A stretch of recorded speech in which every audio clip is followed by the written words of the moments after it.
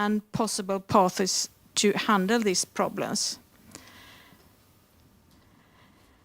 I can really appreciate that you are many here academics from different disciplines collaborating to understand and analyze and synthesize knowledge. I would say that also the involvement of legal scholars is of particular importance since it can directly influence both the legal reasoning and also the legislators. But academic knowledge, how good and relevant it might be, it's not sufficient when it comes to handling this type of challenges.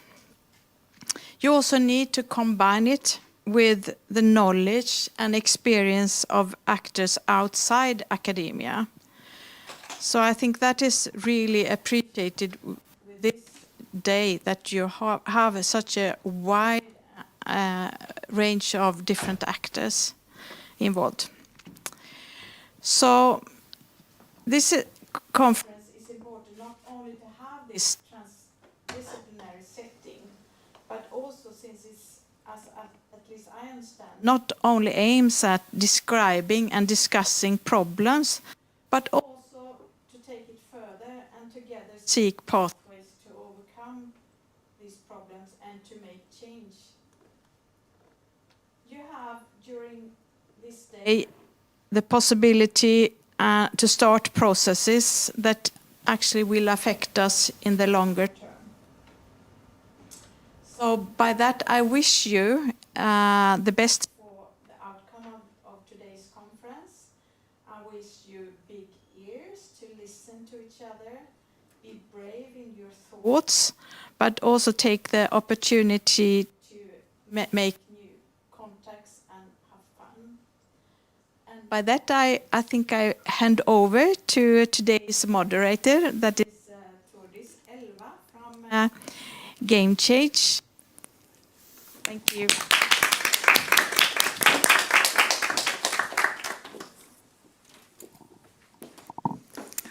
Thank you so much, Lena Gippert, for those kind words. And I will take brave thoughts to heart, as you just recommended. Welcome, everyone. I understand we've had a little bit of trouble with the sound, but I trust that we are now running smoothly. And again, Lena, thank you so much for hosting us here at the University of Gothenburg. Welcome, everyone who is in this room today and those of you who are watching live stream, which we know is not just in the Nordic region, but also as far as Australia and Slovenia. Welcome, everyone. We have an incredibly fruitful afternoon ahead of us, so get excited, because it's been a long road since 2021, when Nordref, the Nordic Digital Rights and Equality Foundation that I am representing here today, embarked on research with the aim of figuring out who was behind the online abuse that women and girls in the Nordic region face. Equipped with funding from the Nordic Gender Equality Fund, NIC, and the support of the University of Gothenburg, we set out to map the gender and age of perpetrators, as well as their motives and their relationship to their victims. Our research revealed, perhaps not surprisingly, that young men were greatly overrepresented among perpetrators, which made us reach out to organizations that have access to young men, leading us to the Swedish Gaming Federation Sverok and the Icelandic Esports Association, not only because they're experts in making fun and engaging activities that appeal to young men, they could also Trojan horse our material to the tens of thousands of young men and boys that they work with on a daily basis. Together with the Icelandic Violence Prevention School and the Finnish digital youth work initiative Suovarten Somessa, and equipped with funding from the Erasmus Plus program, we all sat down exactly 1 year ago and tried to brainstorm what kind of solutions we could create to decrease online abuse, particularly that which affects women and girls, as being female is one of the biggest risk factors in terms of being subject to digital violence or harassment. And as anyone who has sat in a room for hours on end trying to come up with creative solutions knows that by the end of the day, all the coffee has been drank, everyone's legs are stiff, and our brain juices have dried up. And all we have left are increasingly bad jokes, disguising an increasing air of despair. And at that moment, someone jokingly said, "Wouldn't it be great if we just built a bot that had the single purpose of receiving dick pics so that when men felt the sudden urge to photograph their penises and send it to someone, they wouldn't have to harass an actual woman. They could just send it to this bot that would receive it instead. The man would feel seen, no woman would have been harmed. Win-win situation." After laughing awkwardly at this for a moment, followed by the daunting realization that if we received and stored countless pictures of men's private parts, what a staggering bunch of privacy laws and GDPR violations we would be guilty of. But from there, this idea took on a life of its own and ultimately evolved into the eggplant bot that you will receive a presentation of later today. And under the Game Changer banner, we also wrote a handbook for anyone who's seeking to host an inclusive and gender-equal gaming event. We conducted research into what young people in the Nordic region love online, what they'd like to change, and what they would like to burn to the ground. You'll also hear about that later. The groundbreaking technology that is being developed to give us back control over our intimate images if they are illegally shared online will be presented. And last but not least, we'll see what Meta and TikTok are doing to tackle online abuse on their platforms. So, fasten your seatbelts, people, because we're in for a ride, or as they say in Swedish, full rulle. So without further ado, it is my pleasure to present our first speaker of the day, who's no other than Christian Mogensen, one of our Nordic board members. He is a senior advisor on technological diplomacy to the Danish Ministry of Foreign Affairs based in Silicon Valley, and has a long background as an expert on the men populating the darker rabbit holes of the internet. He authored the report, The Angry Internet, an analysis of the extent of violent misogynists in the Nordics, and was one of the leading researchers in Nordref's profiling of perpetrators of gender-based online abuse. Christian is here participating in this conference in the capacity of individual researcher and sector expert. Please give a warm welcome to Christian Mogensen.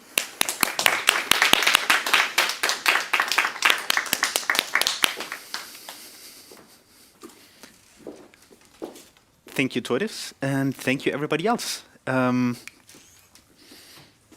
appreciate the declaration of trust as a white dude opening a conference about the plight of women online. It's not the first time it's happened. It's probably not going to be the last. I do want to live up to the trust that's bestowed upon me, and I'm going to do it from the inside out. I used to do this shit. I used to play video games. I used to play it competitively. I was a tier 4 diamond support main Nami Leona in League of Legends 10, 12 years ago.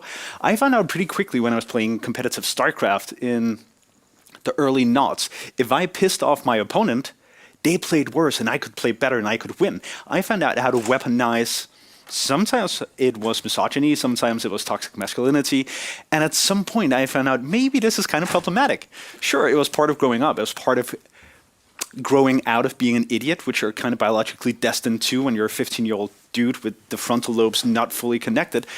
But there's also an academic aspect to it, and I'm going to touch on that. When I'm done in 15, 16 minutes, I will hopefully have explained to you why misogyny works, how it works, and what we can do as men, as gender activists, as adults, as professionals, as men and boys, to combat it, because it is literally killing us. And as I have grown to understand, is pretty fucking annoying to the girls and women we subject to it. So what I do want to state is a pretty obvious fact. When we talk about gender-based violence, when we talk about digital harassment, when we talk about dick pics, like Toris just did, it's something that is predominantly done by men unto others. We talk about gender-based violence as sort of a neutral fact of the internet. It's not. It is a very conscious choice that is sometimes done. I'm going to explain why it is done, like what is the psychological hoops that are being jumped through in order to get to a place where we go, I bet she would love a dick pic, or I bet that I could weaponize this picture I have of my penis, or if I call her this, or if I say that strong men create weak men, and like so on and so forth, how we can theorize, how we can psychologically protect ourselves from the discrepancies of being a good man, but being evil or mean or bad unto others. One thing that we see when we dive into the rabbit holes of the misogynistic parts of the internet that I've researched way too much, is often that the violence that is done is being portrayed as not only authorized because the women deserve it, either she was wearing a too short skirt, she had an opinion she was not supposed to have, or like she was a woman in a male-dominated field, like video games. We should put her in her place. It's not only authorized violence, it's necessary violence. We need to do this violence to uphold a sort of natural order of the world and of the internet. And it all ties back into an idea that I'll turn back to time and time again over my next 15 minutes. Times used to be better. Everything was better like 50 years ago. It was even better 100 years ago. 200 years ago, it was fucking awesome. Being a white man, sure. But I'm also going to be talking about how it actually has become a tiny bit more difficult being a white dude in 2024, 2023, and 2022 alike. It is a part of the perceived worldview of some of the guys doing this. Some of the guys thinking, I'm right to do this. I must do this. So what we're going to see when we get to the data aspects of this research field is that what is often weaponized is the differences between the perpetrators and the victims. If it's done unto women, well, you're not men, so I'm going to attack your womanhood or your womanness. If you're not white, well, then the problem is your skin color. If you're also a white dude, well, you're not dude enough. You're not manly enough. You're a weak man. As soon as I started working in this field, one of the things I found out was that I was not a real man. Not in sort of a Pinocchio kind of way, but in a masculinity kind of way. As soon as I started giving talks on, guys, maybe dick pics are kind of problematic, maybe we shouldn't do online gender-based violence, maybe we shouldn't do digital harassment, I had dudes in my inbox telling me I was not man enough, that I was a gender betrayer. My favorite is someone who said that I was not a man because I shaved in a wrong way. I haven't found the right way to shave still, but it's always the difference from the in-group to the victim. And there's this perceived notion of the strong men, and I use that in like the biggest quotation marks I can possibly do, the strong men against the different teams. The women, the colored people, everybody else, it's us against them. Therefore, the violence is necessary. I used to play video games. I still do, but I used to too. And I got my first own computer in 1989, and I started playing video games. I grew up with Guybrush Threepwood and Link, and as well as literary classics like the Brothers Lionheart. In my mind, in my upbringing, they were exactly the same. And I spent years trying to tell everybody else, like the literary and cultural qualities that were in these games, in these universes, were equal to, or in some instances, even better than the books that was being read to me. I was a gamer through and through. So when I started university, I studied philosophy and psychology. I immediately went into, well, how can we find the philosophy and psychology of video games? So I studied the motivation for playing video games. Why do people actively seek out dragons to fight, princesses to save? Also a feminist issue, but why do we seek out other problems to solve online the more we find problems in our everyday life? And my first real job after university was to explain this motivation to parents and to professionals, to talk about the qualities of video games and video game communities, and say, like, what is the human aspect of a video game? And at some point, this turned me onto feminism. I was doing a podcast with a Danish video game researcher, Sara Taby, who after the podcast in which I had talked about it's a problem that not more women play video games because guys would like to play more video games with women. Women are missing out on some of the amazing adventures of Dark Souls or Super Meat Boy or like all of the other stuff that was amazing and was like expanding my view of the world. I had a seminal experience the first time I played Journey. And all of the other gamer guys I met at that point, I was like, did you play Journey? And they were like, yes. And I met girls and women in Friday bars and at family events and like out in the world. And I said, did you play Journey? And none of them said yes. And I was like, this is a problem. You're missing out. And I brought up some of these points in a podcast. And I also said that, well, if we don't have women in the video game community, the video game community is going to skew towards the male fantasy. And it's not going to be a representation of the world that I love and want to engage with. And Sara Taby, the video game researcher, looked at me after the podcast and said, dude, you're a feminist. And I was like, no. I had an opposition to it because I was brought up thinking that feminists were a very, very certain type that hated men. So I was like, no, I'm not. I eat meat, and I'm like, I'm a dude. I'm a manly man. I'm not a feminist. But she was like, yeah, I'm pretty sure you're a feminist. And the more I started looking into it, the more I came to the realization, fuck, I'm probably a feminist. Do I need to change anything? And she was like, no, you're good. Like, you're talking about a democratic and equal world. That's kind of what it is. And I was like, fuck, okay, maybe I should look more into this. So I started using gaming as a tool to engage with young men.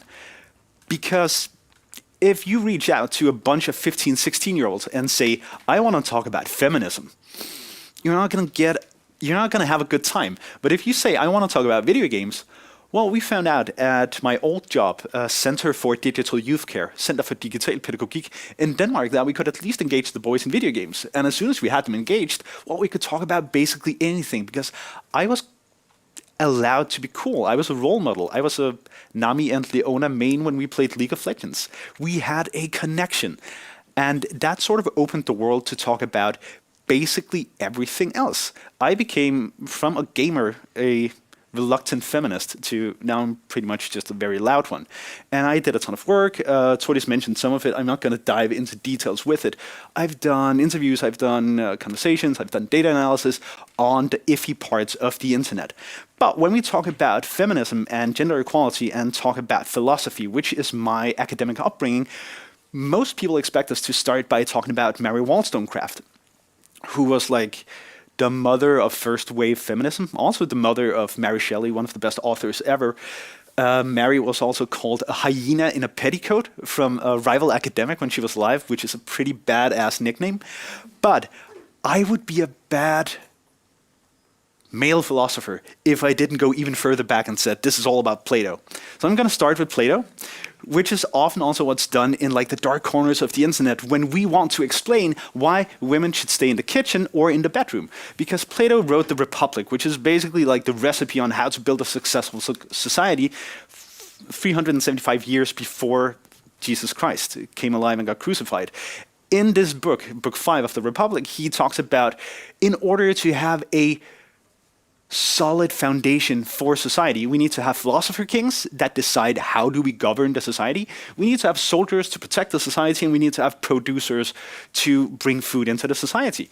And most bro dudes, manly men, read the Cliff Notes of the Republic. And in this sounds like a male fantasy. Because if we have philosopher kings, soldiers, and producers, that's my team, that's the dudes. Then we also have the women who are reduced to servants, victims, and receivers. Like we're back to the fucking awesome time we had 200 years ago where the dudes did everything and the girls made food and gave birth. Which is very complacent psychological situation for men to be in. But Plato was kind of feminist and kind of socialist as well. Because if we actually read, well, he doesn't really problematize the fact that we also need slaves to get the society rolling, but it was a different time.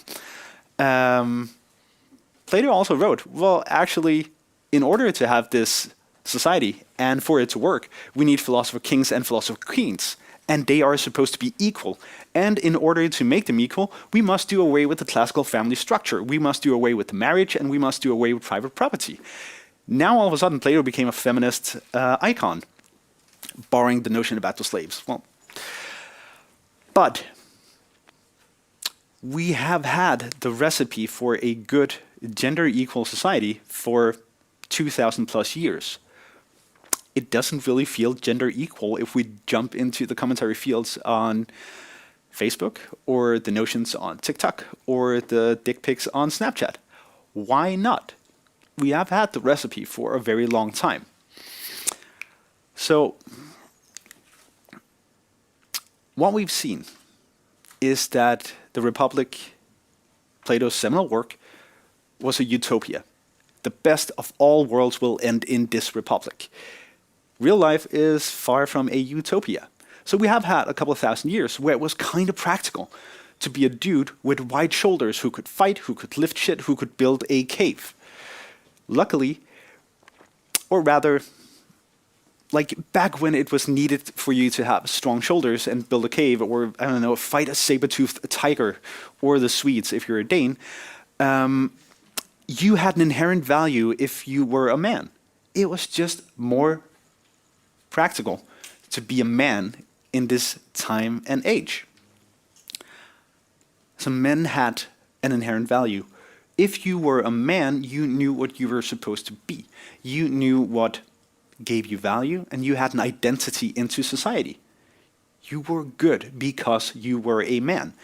Times changed, and so did societies. And when we, as the Danes, stopped fighting the Swedes, as we stopped hunting saber-toothed tigers and mammoths, as we stopped living in caves and bought the neighbor's house because we grew out of our own, we went from fighters, hunters, and shelterers to thinkers, deciders, and traders. But we still had a cultural history that, well, the guys are doing shit and the women are making food and giving birth. So this notion that was probably birthed out of necessity 2,000 years ago became a bad habit. And this bad habit was ingrained into society, and we've had it ever since. Like, well, who's going to decide? Well, he's a white dude with rolled up sleeves. I guess he's the captain. I get the irony because that's what I'm rocking today. But this idea has permeated popular culture for the last 30, 40 years. Joe Rogan, and I used to like Joe Rogan. I thought he was a funny dude. Now I know he's just like a stupid dude that sometimes says funny shit. He loves this fantasy, this fallacy of strong men create easy times create weak men create hard times, which is a very palpable way of framing modern society because it gives us both the easy times. This is where we want to be, so it gives us a goal. It gives us an enemy. Who have destroyed the easy times? Well, the weak men, the liberal men, the feminist men, the vegan men, the men who drink milk with their coffee. It also creates an identity. Who are we? We are the strong men. We must be the strong, manly men that eat elk meat and hunt with a bow and, like, I don't know, can fight. And it also gives us a situation, a problem to solve. We need to solve the hard times that have been created by the weak men so we can get over to the easy times. All of world history has been rewritten into 4 easy 2-word points. Nothing as complex as the real world can be reduced to such a degree. But it sounds cool, like it's a talking point. Strong men, easy times, weak men, hard times. Like it's a chorus to a song that we don't want to listen to anymore. But it's really, really catchy. And it paints a very easy and palpable picture of us and them. It gives us as strong men, that's who we want to be, an easily identifiable identity. At some point in world history, a person said, maybe women are people too, and then we burnt them at the stake. But this created one of the first identity problems for men. Because if women insisted on being people, and not just birth givers and food makers, well, then maybe men cannot also just be philosopher kings, soldiers, and producers. If women insist on an identity, then men have to create one as well. And that is not psychologically easy. If you are a human, then I have to be a human as well. And that means I need to reinvent this identity that has been given to me through society for the past 2,500 years. Doesn't mean that we or they don't want to do it. It's just harder to stomach psychologically. And we can paint I pulled this one out of the ass, this is not fact, but like we have, since the suffragette movement or Mary Wollstonecraft, sort of moved in the direction of gender equality. We're not there yet, and Roe v. Wade was revoked and all of that. But like generally over the past 200 years, it's been a positive overall linear direction. And ever since this has started happening, men have been like, well, what about me? If she gets the right to vote, like, what if she's going to vote for something else than I want to vote at? Like, I don't get to have my way if she gets to have her way. No, that's kind of how democracy works. Democracy is not cool if you're the minority, said the men who had been the majority for 2,500 years. But as soon as women started giving rights, men were like, maybe we should fight about it. And sure, we do it today. Like Andrew Tate, who shames feminists and refutes feminism in 2-minute TikToks. This is not a new thing. It's not new that women said, we have rights, and dudes were like, nah. This is an image from the Police Gazette in 1892, I think, and the picture is named, "The Mob Objects to a Lady Cyclist Wearing Socks." How dare she?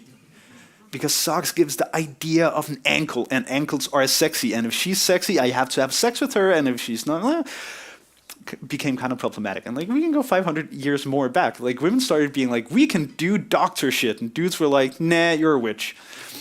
This is not a new thing.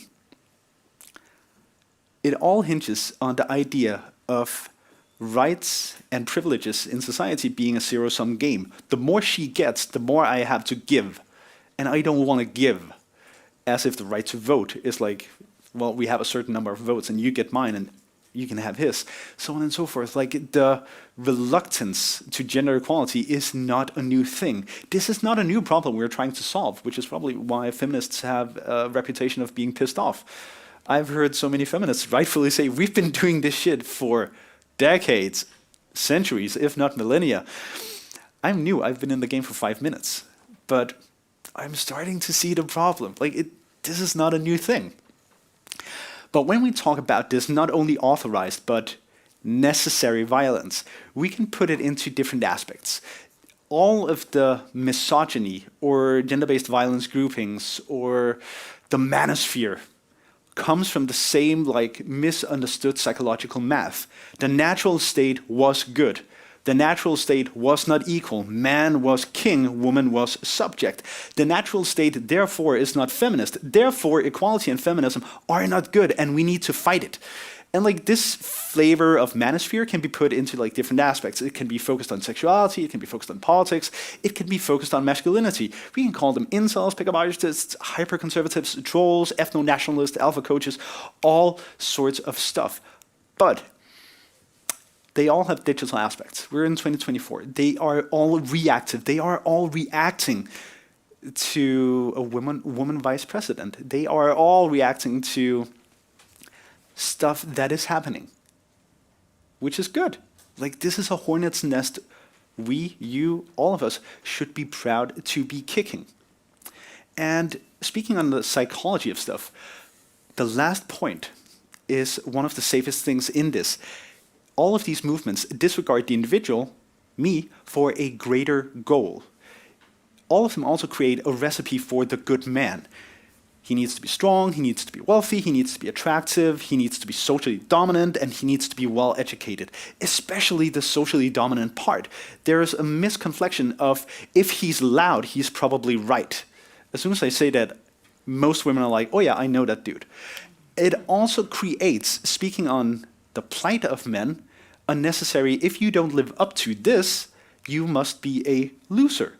Jordan Peterson loves to diagnose loser men.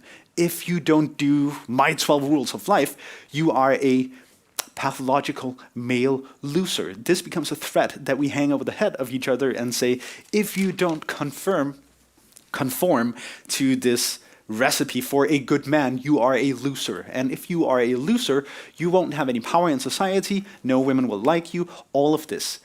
This has created opportunities for dozens of grifters. It can be the Andrew Tates, it can be the Joe Rogans, it can be the Donald Trumps.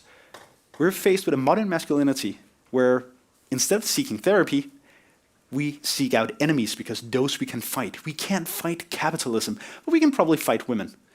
And if we attribute omnipotent powers to women, well, then we have an excuse when we are losing. There's no pressure in being a man if we reduce man to being a reactive force. Are men evil? No, some of them are assholes. But men are not inherently evil. But there has been a giant vacuum for alpha coaches or manly men who will teach other people to be manly men if they just pay them a fuck ton of money. I'm also going to share my notes, so I'm just going to do death by PowerPoint and read all of this to you. But I do want to say, misogyny is not an immovable fact. We can fight misogyny. We are fighting misogyny. This is what we're doing, and we're doing very well. One thing to leave you with is don't look for conversion of these men, look for a connection. I've been a fighter for like 15 years. I box, I Thai box, I do MMA and jiu-jitsu. This used to be like a machismo masculinity party. Over the past couple of years, UFC fighters, world champions, Paddy Pimblett, Nicholas Dalby have started to talk about feminism, have started to talk about men need to go into therapy because we are quite literally dying from toxic masculinity.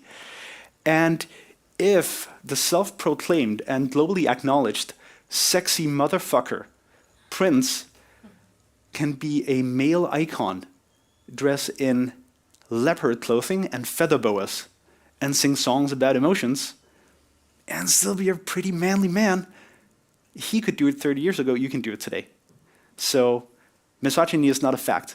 Prince is awesome, and don't look for conversion, look for a connection. Men are suffering from toxic masculinity too. Thank you.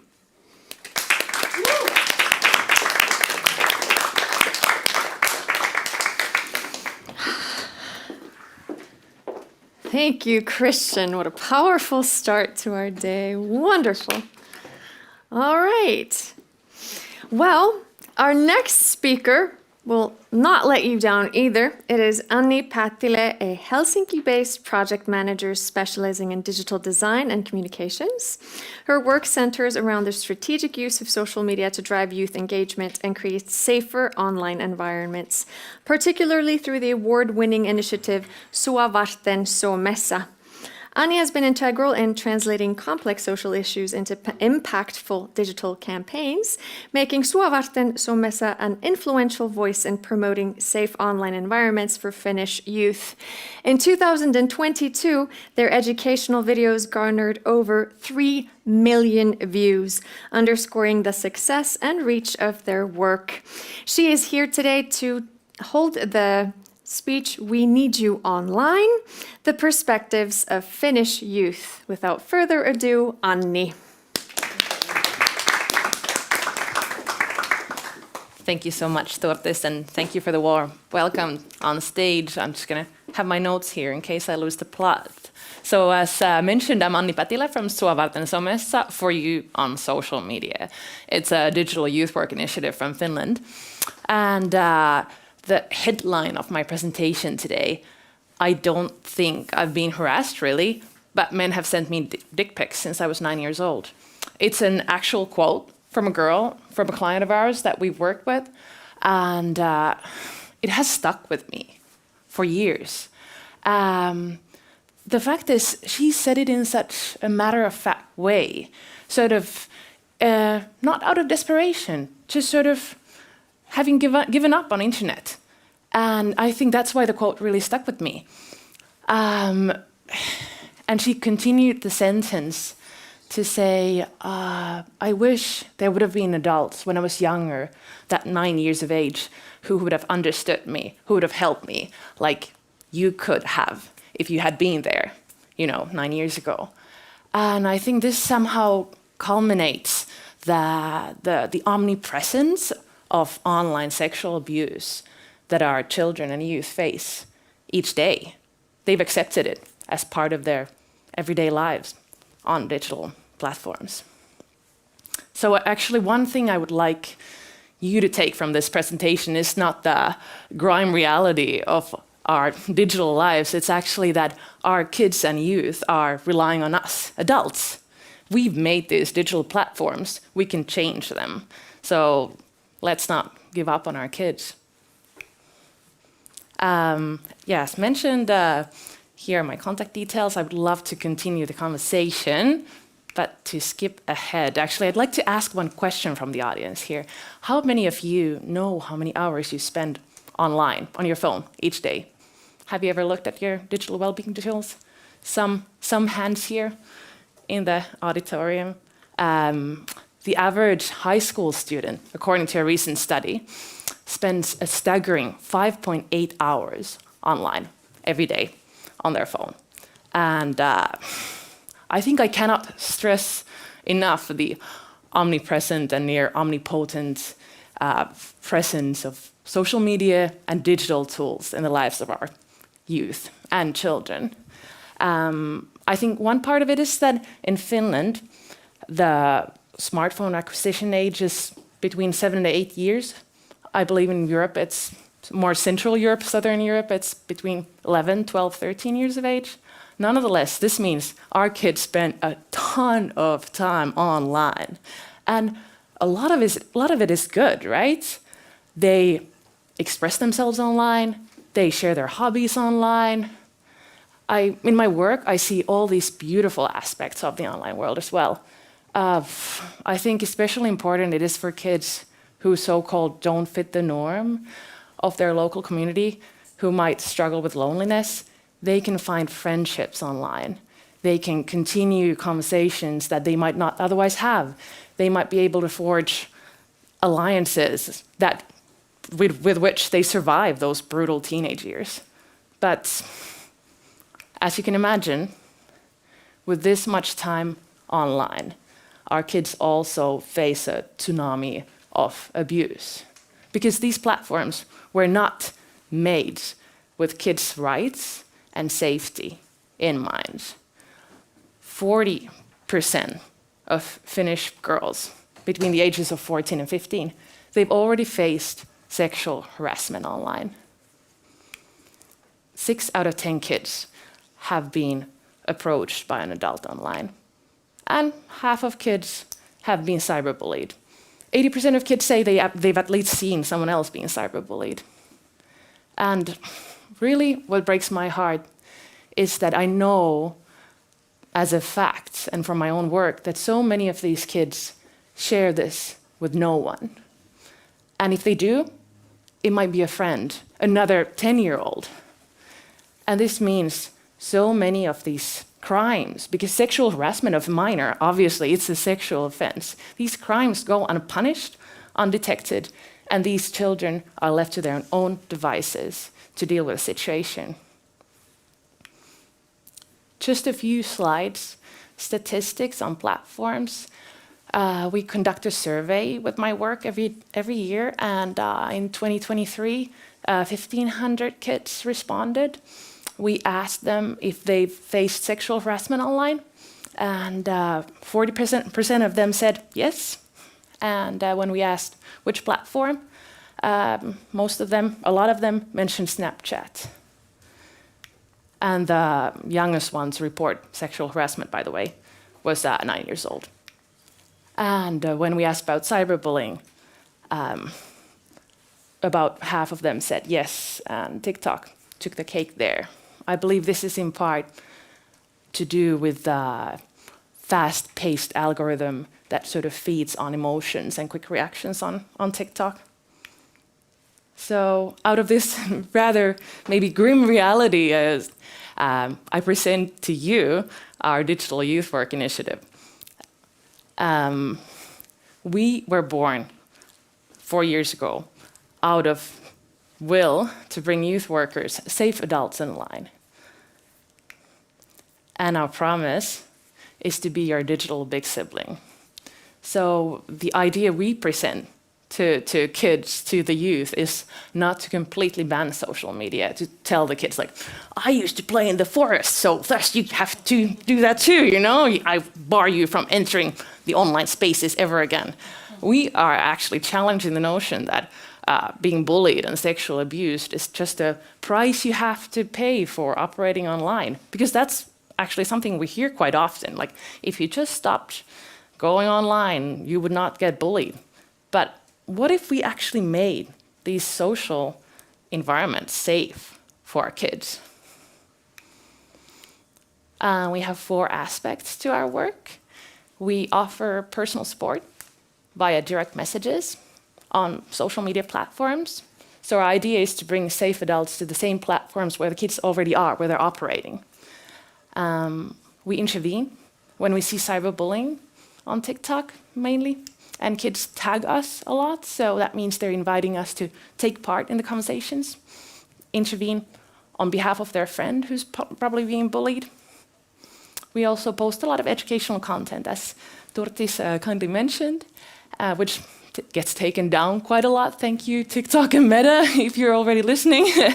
And we also host workshops on digital safety skills to educators, parents, other youth workers. I'm going to skip this slide for brevity's sake, but I wanted to address one more question, because one question I get asked a lot when we got started with this project was, so you guys are going to go online? You're going to intervene in kids' lives? Like, don't they find that embarrassing? And we wanted to actually know, so we keep asking. We conduct a survey annually, every year, and as I mentioned, 1,500 kids responded last time, and 99% of those 1,500 kids said it's useful to have a digital youth project such as our Suovarten somessa online. And 8 out of 10 said, I feel safer because of the work you do.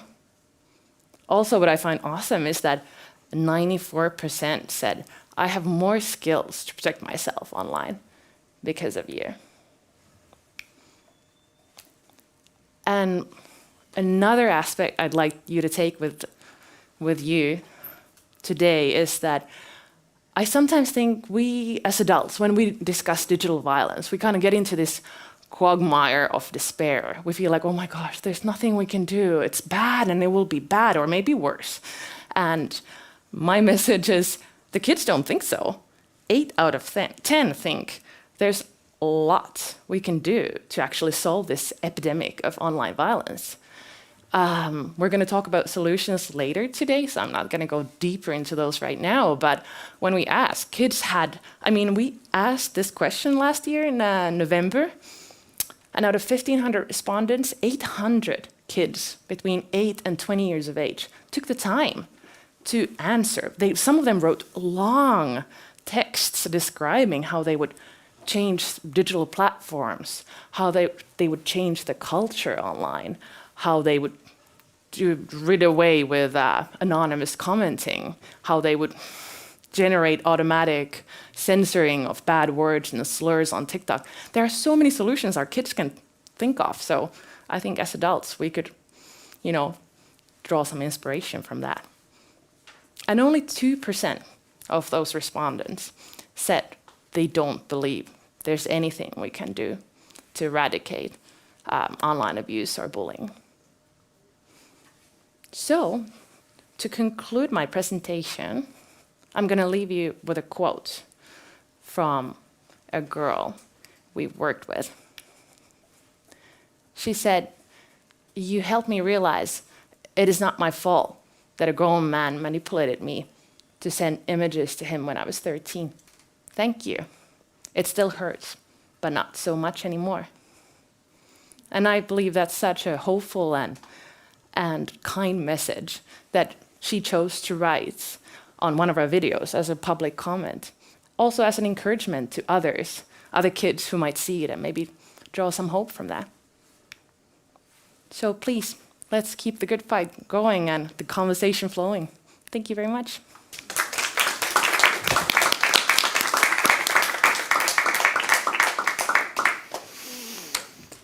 Wonderful. Thank you, Annie. Don't go far. Do not go far, because Annie is one of our panelists in today's first panel called The M Word, Why Men Are Overrepresented Amongst Perpetrators of Online Abuse and the Role of Free Speech. We are also going to invite Christian Morensen back to the stage as a participant of this panel. We are going to ask Andreas Karlin to come and join us. He holds a degree in social work and a degree in psychology with a focus on domestic violence. He is here on behalf of MEN, the Organization for Gender Equality in Sweden. And he has also educated schools, youth centers, social services, workplaces, and others in a universal and indicated violence prevention programs. And Andreas is not least part of the support platform killar.se, which offers anonymous support through low-threshold chat services and counseling centers, where conversations often focus on taking responsibility, consent, porn, and respectful relationships. So welcome, Andreas. Annie, you may take your seat. Thank you so much for your presentation. I would like to welcome Johanna Vähkö to the stage. And Johanna is here today as a decorated award-winning journalist and nonfiction author who specializes in all kinds of misinformation and fakery on the internet. Johanna has written 5 books, one of them a journalistic graphic novel by online misogyny. She has spoken and written extensively about digital violence in Finland, is the recipient of 3 different Freedom of Speech Awards, and has written about the absurd and Kafkaesque story of being indicted for defaming a well-known far-right provocateur. So we do have a very interesting collection of people here on the stage to discuss why men are overrepresented among perpetrators of online abuse and the role of free speech in that. Now, Christian, you kicked us off today with like a fiery speech about toxic masculinity. So I think I'd like to invite you to go first, and you may use that microphone. No, you have a mic on you, of course. I'm sorry, we're all mic'd up. So let's forget about the microphone unless someone in the room would like to pose a question, then we will pass that mic, of course.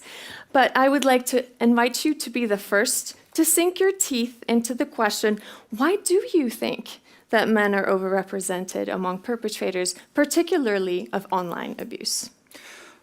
Well, I did touch on it at length before, but I think it has to do with the fact that you and I have also talked a lot about very few perpetrators think of themselves as doing wrong. It's done in the name of greater good. I'm doing it to protect the other men or society from the evil plights of this bad woman. Very few of the perpetrators that I've talked to, and some of them have been vehemently perpetrating for a very long time, have said, well, I'm not doing it to women, I'm doing it to this woman. And the other woman, and that other woman as well. But they were also bad. And there's sort of an interesting juxtaposition in doing evil in the name of a self-proclaimed greater good that I still have not fully cracked, but I can see that it's popping up everywhere. Furthermore, there's also, when we see the groups of men doing it together and targeted, there's an identity in doing it. It's a way of proving that you are a good man and you're allowed to be part of the treehouse. You're allowed to be part of the manly men club. That I have done good. I have told this woman to stay in the kitchen or be put in her place. Look at how good I am. It's kind of the same as wearing your local team's soccer jersey and be like, see, I'm a proud patriot boy as well. Like, please allow me a place to belong. Mm-hmm. Also, one would think that entitlement played a part in that. Oh, definitely. Sorry, that goes without saying, at least in this room, but yes. The entitlement, because we used to have all of this shit, and now we need to prove that we belong, that we have an identity, that we have a role in society. Mm-hmm. But we used to, and all of the stories that we read say that we inherently have the right to, well, women and society as well. Mm-hmm. Very good. Andreas, I would love for your input on a theory that we at the Nordic Digital Rights and Equality Foundation kind of concocted when we looked at the data we collected and saw that many of the online abuse harms that we studied, particularly the sharing of nude photos without consent, but also dick pics and gendered threats, if we really studied the motivation, the driving forces behind these online harms, they could often be traced back to a lack of skills on behalf of men and boys. Often these lack of skills would present as the lack of being able to process hurt emotions. So we saw, for example, in the Icelandic data from courts that when men were taken to court for having, for example, humiliated or defamed their ex-spouse by sharing nude photos or sexual material, they would say, well, she made me so angry. I was just so rejected, etc. And when we see perpetrators of dick pics and sexual harassment taken to court, they will say, well, I was just flirting. I just wanted to establish a connection or relationship with this person. So what I'm trying to get at is we've sort of concocted a theory where could it be that so many of these online harms perpetrated by men and boys can actually be traced back to a lack of skills in either A, communicating, or B, processing emotions? And if yes, is that something we can just teach them? It's a very good question. I would say yes, and a little bit of both, obviously. We had about 6,000 conversations a year for 15 years now, which is anonymous. So we think that they are very, they say what they are thinking to us because there's no, we don't see them or they can't, be charged for what they're saying or so. And that is a conclusion we have as well, that the ability to mentalize, or the theory of mind to put yourself in someone else's shoes. The boys and young men we talk to, they lack this this ability. It's not that they can't do it, because they do it all the time when they are in the boys club. They need to understand where on the scale am I, what do I need to do. So they are reading and understanding this, but they are not doing it in these situations, as you say. So what we do is that we want to ask the right questions in the chat support and counseling centers, and then they start thinking of this. But they will not go there by themselves. So they come to the chat support and they are angry with this is what happened, and this is how it become for me. And we ask, but how about the other person? What do you think about that? What do you think she or he or them are thinking about it right now? And so, I haven't thought about it. So we need to put that thoughts into their brains in order to do their thinking. But it's very clear that they do have the ability when they need to, but they don't just use it in this type of situations. So that's what I said, a little bit of both. Yes, it can be trained, and yes, we need to train them to do it in all of the situations, especially online. Because I think one of these things is that even if you're anonymous or not online, I think just the screen or not having a person next to you makes you a little bit of numb for reactions and how will this affect someone else. But the violence that we see online is the same outside online as well, in the schoolyards and stuff like that. So it's not just that, but I think that is a part of it. So we need to train this, yeah. Yeah, absolutely. And that gives me personally hope, because if it is something you can learn, then it's also something we can teach. Yes.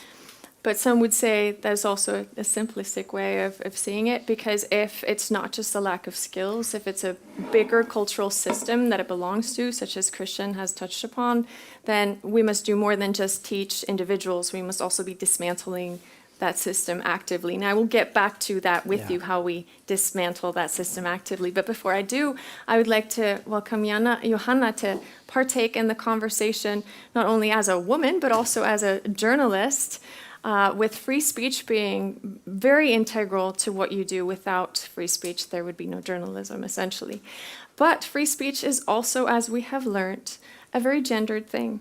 And it's a gendered thing not just in society as a whole, but also within journalism, where female journalists get different treatment than their male counterparts.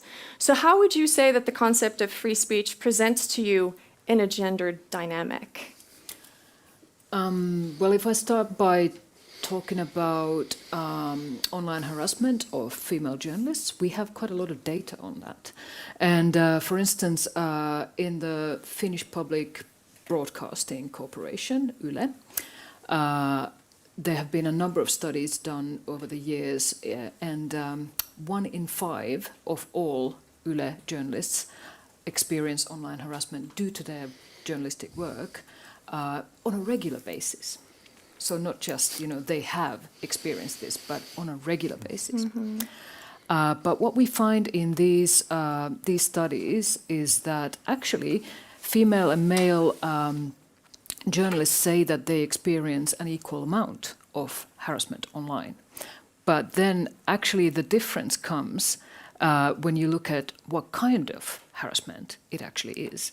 And for women, it's very much, men get criticized for their work and for the actual substance of their stories. They do not get sent dick pics, and they don't get, called bitches or whores or things like that. But this is what women get. It's never, almost never, about the actual story and its contents and how well it was made journalistically, what kind of journalistic decisions you might have taken whilst working on the story. It is always about the woman herself and what she looks like, her perhaps sexual morals, or about, her personality. And this just does not happen to men. And then what we also know globally about women journalists and harassment that they face, according to a study made maybe perhaps 3 years ago or so by UNESCO and the International Center for Journalists, 73% of female-identified journalists all over the world experience online harassment due to their work. That's 3 in 4 journalists. It's a massive amount. And this study had respondents from 125 countries. So this is a massive global issue. And 30% of these respondents had noticed that they are actually censoring themselves when they're talking online, when they're on social media. And 20% of these female journalists had abandoned social media channels altogether. So we're actually losing voices from public debate. We're losing voices from democracy.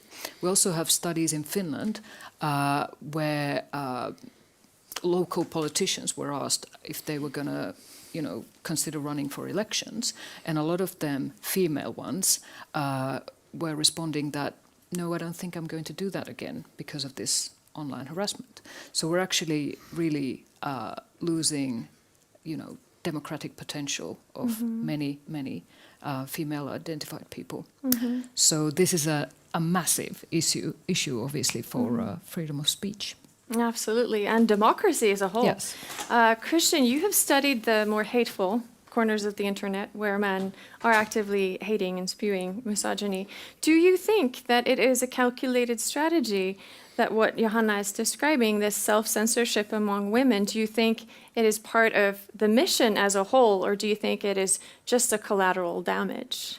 For some, it definitely is. We do have data that suggests that this woman in Danish politics or this Danish female identifying parliamentarian is getting a bit too big for her own good. We need to put her in her place. We should do it by XYZ. That is the very classical 4chan or 8kun, the dark gray corners of the internet way of doing it.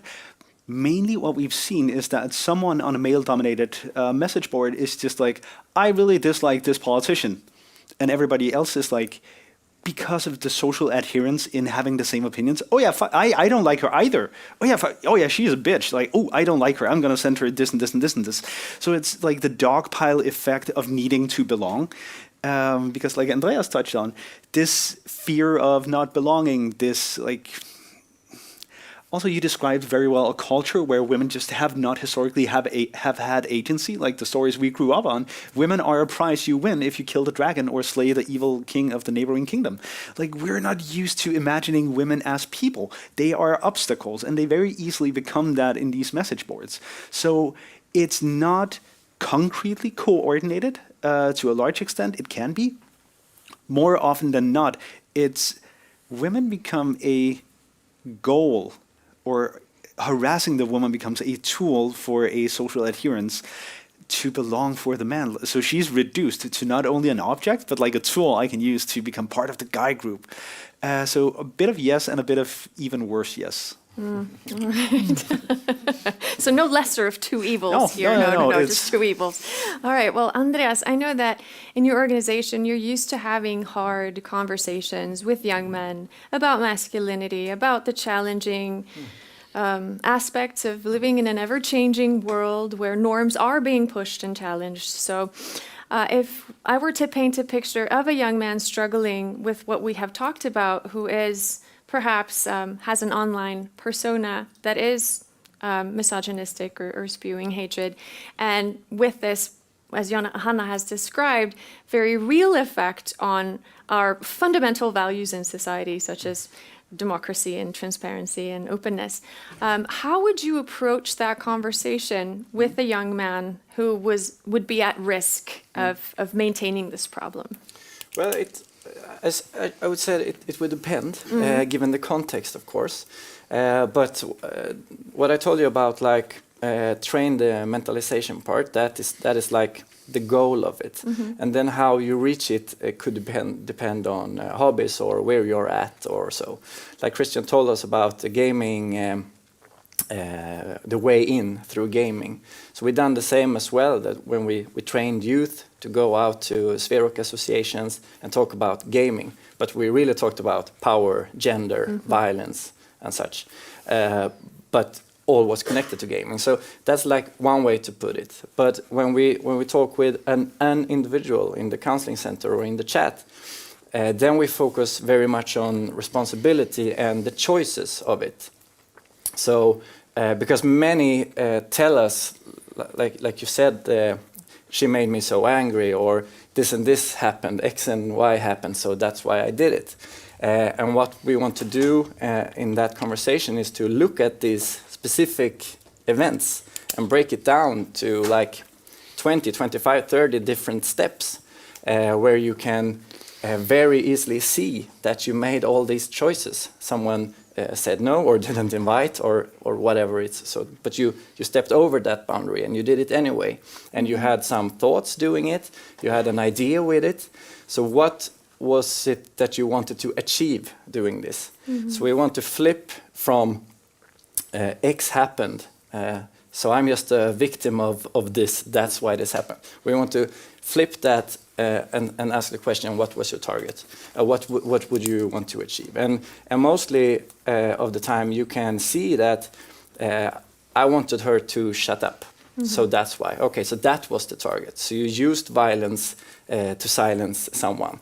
And the answer to that is because it works. As you told us with all the statistics, and it works, and it also works in the social hierarchy in the boys club. So you need to get your eyes on these things, and when you break it down, you can see all the choices. And the good part of this is that when you have when the story is that X happened, so this happened to me, then you have no agenda or no agency. You can't affect it. So, okay, so this happened, next time it will happen the same because I can't make another choice. So you're just a victim of it. But when we take that away and look on the choices, then you flip also the agency. You can make better and other choices next time. But you have to see. because many guys tells us that it's all blackened out. I didn't know what I was doing. I was just, stories like that. But when you dismantle when you look at all the instances, they can see, they can tell you what they thought, what they did, and what they wanted to do. So that's a very effective way of doing it. But it takes a while. So a 15-minute chat is something sometimes hard, but it can be done quite quickly as well, if you just ask the right questions, if you know what I mean. Right. Well, that gives reason for hope. So Yeah. Thank you for that.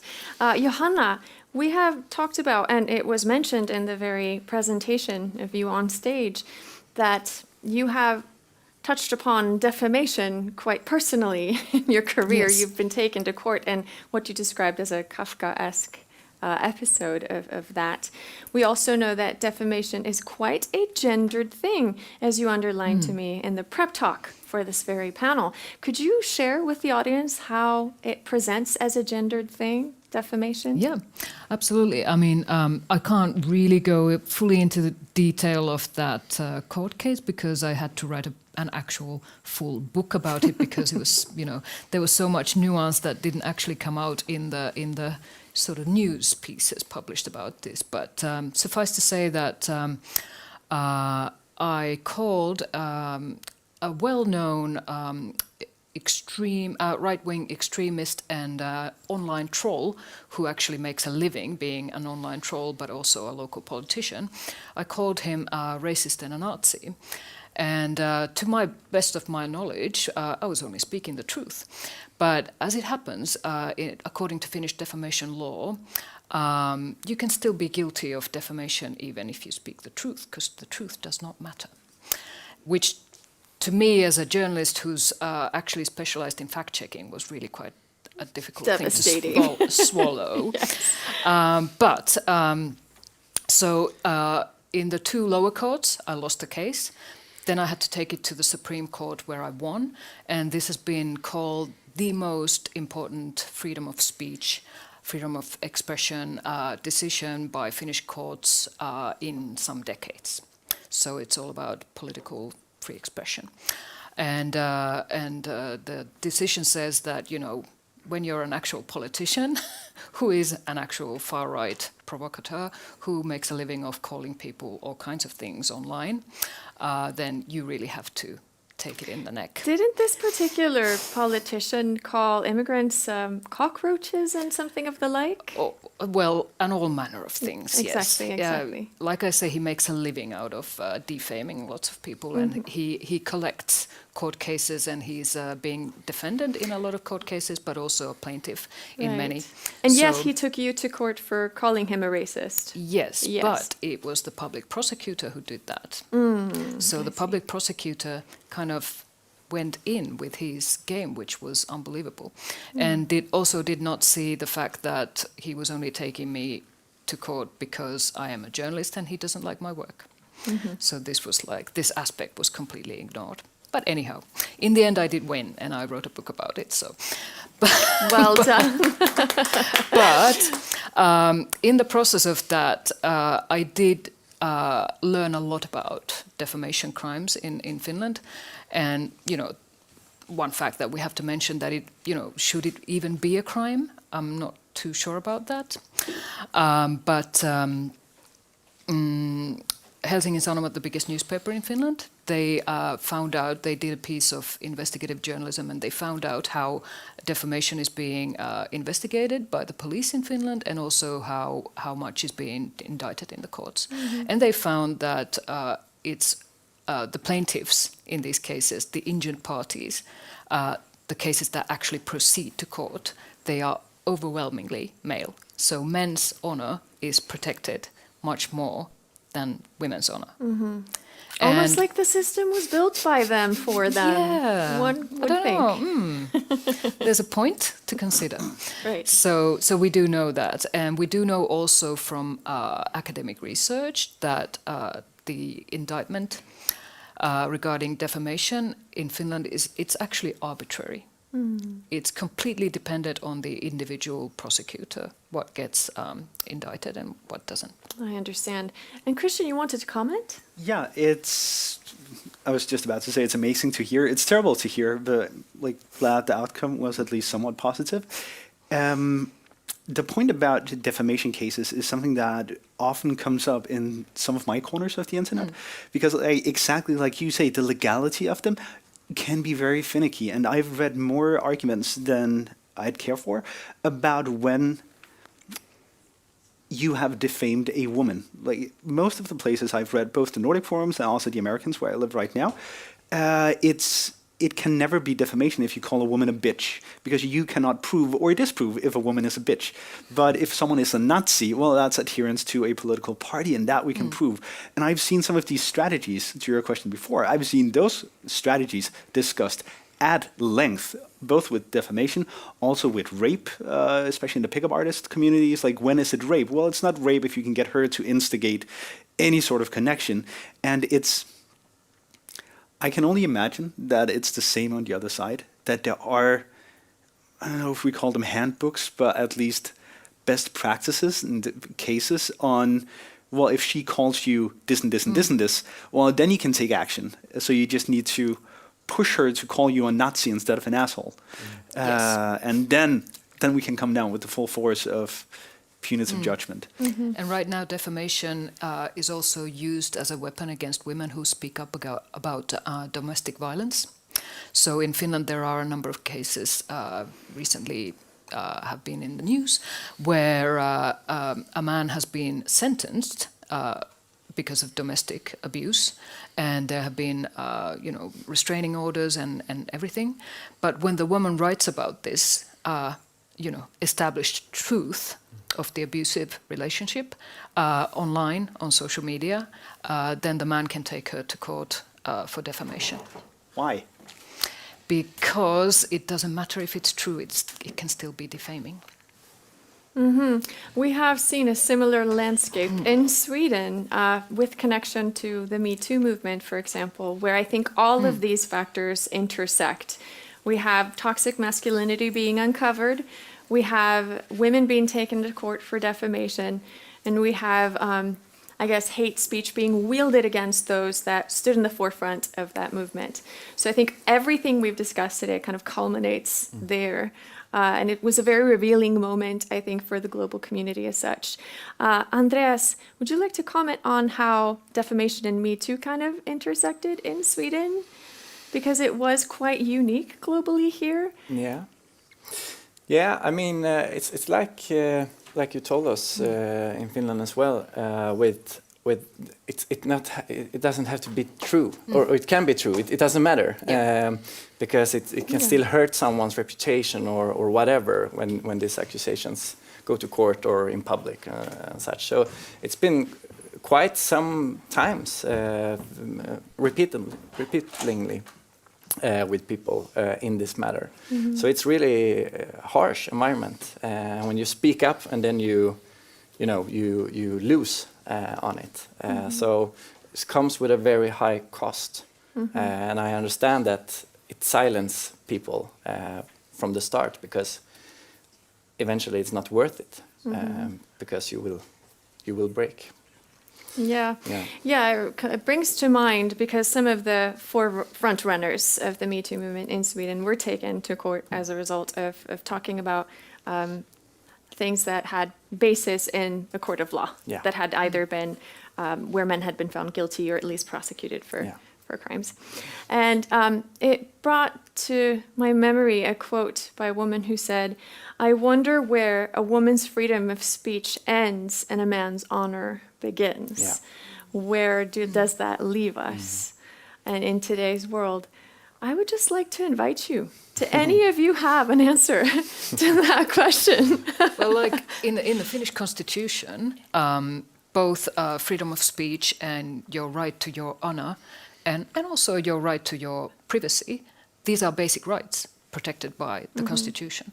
So whenever you have court cases dealing with these issues, the judges have to weigh which is more important, which basic right is valued more highly in this particular case. And from where I'm standing, it's really quite often that the man's honor is more important than the woman's freedom of speech, unfortunately. And when I was writing my book of comics journalism about online misogyny, I did interview dozens of women for this book. And I think, one particular example just comes to mind about how the police just doesn't give a shit about, women being defamed online. One journalist told me that she had filed numerous police complaints about being called all manner of things online. And the police just did not even contact her about these. After these cases had expired, then she would just get a letter that, this case is not being investigated because it's not worthy of investigation. Mm-hmm. But when she reported that her bike was stolen, the police called her on the same day. Mm-hmm. Oh, gosh. Well, I am afraid that that's going to be our final note. But I will look at what we have just discussed and the leading question, which was, why are men overrepresented among perpetrators, and what is the role of freedom of speech?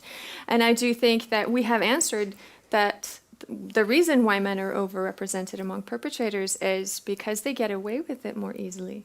And because of sense of entitlement and toxic masculinity feeding into that, and a justice system that kind of upholds it as well. I think that will have to be our concluding note.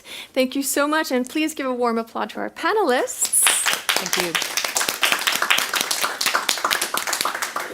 We are now in for a very well-deserved coffee break, which will last for the next 15 minutes. So I will invite those of you who are watching from afar to please return to the screen in 15 minutes. Go stretch your legs, have fun. See you later.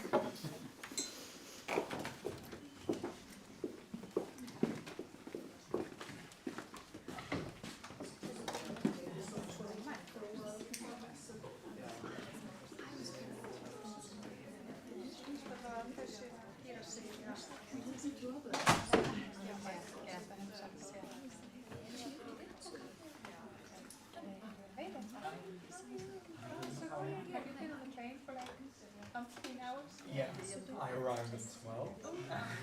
I was supposed to arrive 9:35. So quite the delay. Broke along the way from When you have long hair and glasses, it's really not designed. even the lack of abstract. So it was like Web Summit.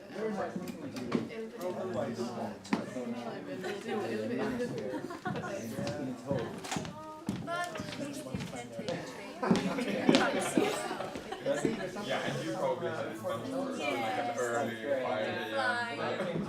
And Denmark and then fly more. So it's so strange.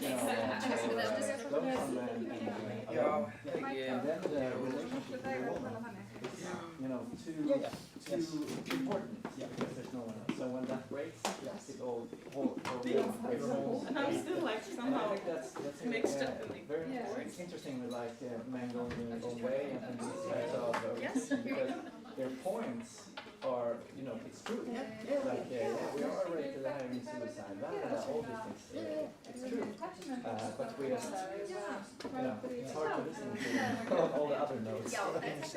As soon as they get to solutions, it's like, oh, we're so close. Yeah. I had some amazing conversations with hardcore incels, where I've almost gotten them to admit that they're feminists.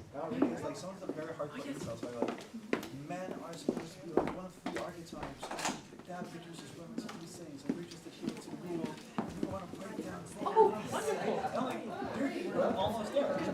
That's why we should be allowed to make women. Hello. One step so that, like, yes, no. It's like, they're like, we don't want to be 6'5". I know. Yes. The hard way.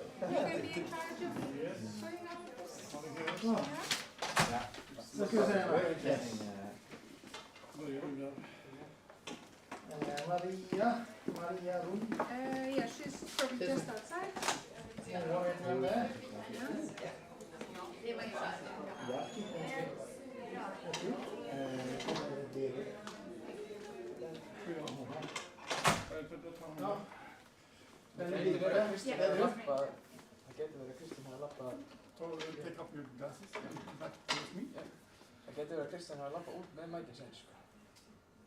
Joo, en tietenkin vielä hän sieltä tuli liikaa.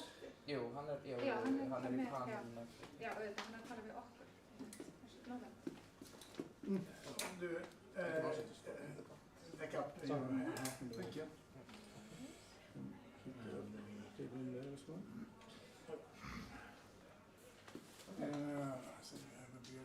So, it's okay, so? Yeah.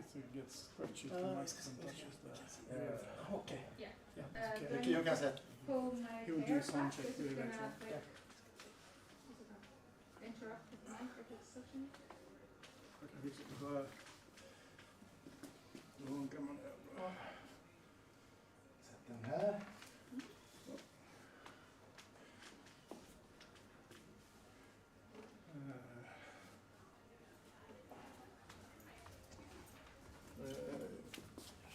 Is it just the two of you that will be speaking? Okay. Men nu är det så många, vet du. Aha, okej. Då får vi ta in resten nu också då. Ja, de som ska. So there are numbers. Do we need to be like super quiet when the first one is starting, or are No. we not No. connected up?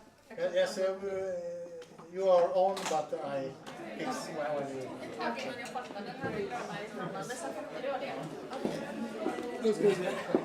Sen har jag lagt här, har jag lagt. Ja, okej.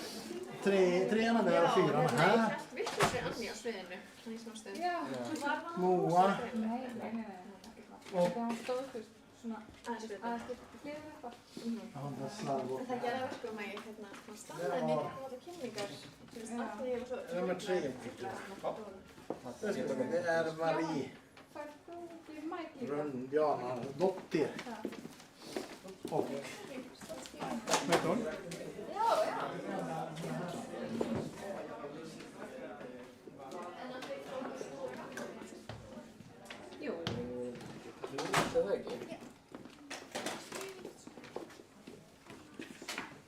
Hérna stendur að maður ekki bara drekka inn í sín. Það Já. áður ekki verið það. Just that.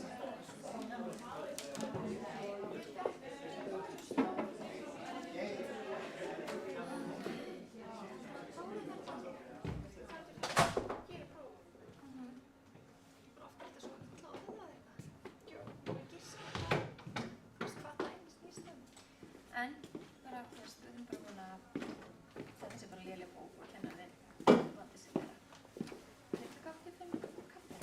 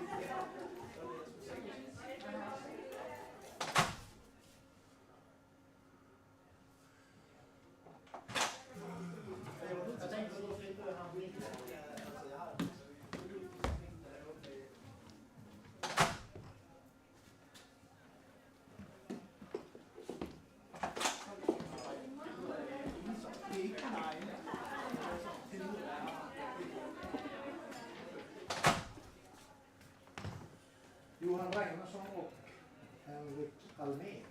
Ja, kom här. Ja, jag ska se vad han är. Just den är där. Funkar det där bra? Ja.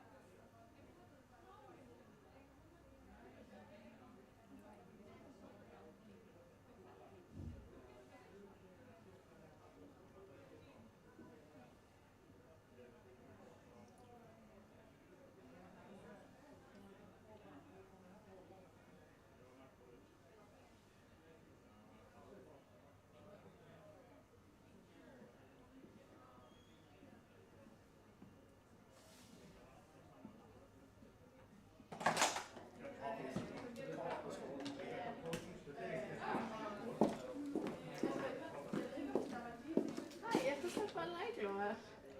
Tuosta paljon Clover. Iya. Kapan hittaa er helt sortis. Iya. Itu Ronja. Ronja. Kurat, det bor kammaren i Göteborg. Iya. Ja.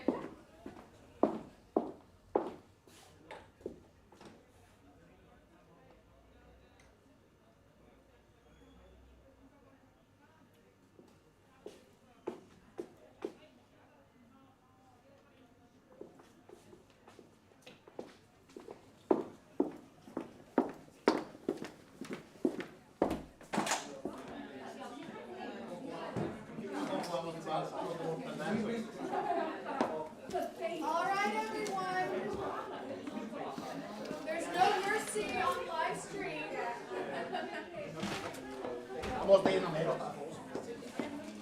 Please take your seats. Men ikke hende, vel? Nej, hun havde jo lyst for at blive en kvinde. Interested in volunteering for gaming them for football. Yeah. That's probably true as well.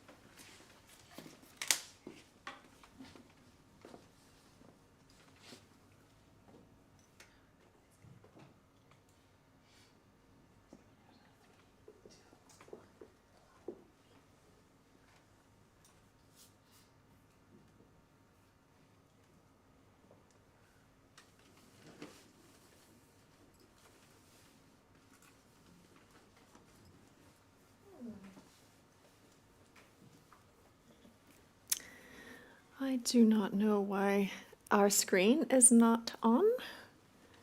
So if our technicians are listening and would care to turn it back on, that would be amazing. 1 minute left. 1 minute left? Hardly 1 minute. Okay.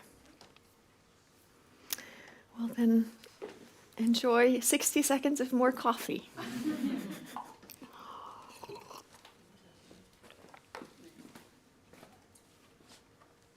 Just provided us with 60 seconds of digital detox.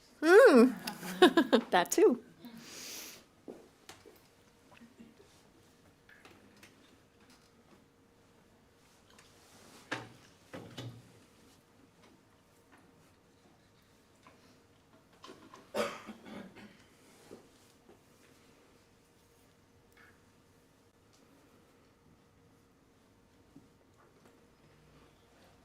Ring it up. The technicians are calling me. Mm-hmm. Oh, sorry. Hallå? Hej. Det vet vi inte. Nu är allt svart i alla fall här inne. Man har slagit av projektorn.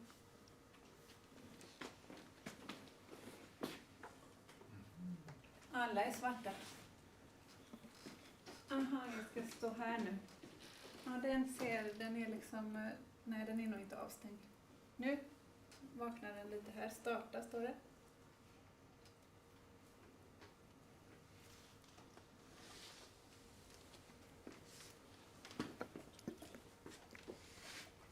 Bärbar projektor, väggmonitor, bärbar gästdator eller? Okej, så. Nu kanske. Nu händer det något. Den gick inte bara in i vila då kanske?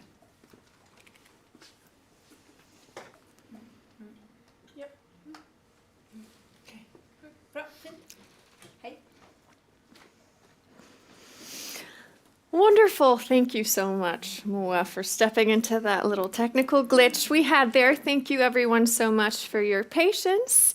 We have now come to a very interesting segment. This is the research that Nordic conducted into who the people are that are behind the gender-based online abuse we see in Sweden, Iceland, and Denmark.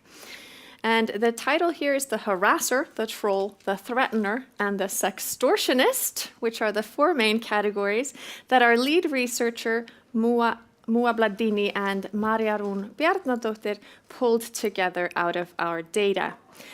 They are going to take a stab at what we do know about the Nordic perpetrators of online abuse against women and girls with regard to their age, gender, relationships to their victims, scenes of the crime, and motive. Maria-Run is what we would like to say in Icelandic, quite bowed and weighed down with experience in this field, hokin af reynslu, as we say. She is the Director for Innovation and Policy at the National Commissioner for the Icelandic Policy, where she previously served as Director for Internet Safety and Director for Police Training and Professional Development. She's also a member of Grevio, the independent expert body responsible for monitoring the implementation of the Council of Europe Convention on Preventing and Combating Violence Against Women and Domestic Violence, also known as the Istanbul Convention. Maria's expertise lies at the heart of the intersection between technology and human rights, and her professional experience extends to regulatory advisory and policy roles in the fields of cybercrime, violence against women, human rights, and internet law. So that is our Maria. Our Moa Bladini is a lecturer, lawyer, and researcher who specializes in criminal law and criminal procedure law. Her many research projects include the report Hatred and Threats Online, a survey of the legal regulation in the Nordic countries on behalf of NIC, and the Nordic Council of Ministers. I think I will stop here because I could talk for hours about these decorated people who are about to take the stage. So I will just invite you from this point on to give Moa and Maria a warm applaud welcome.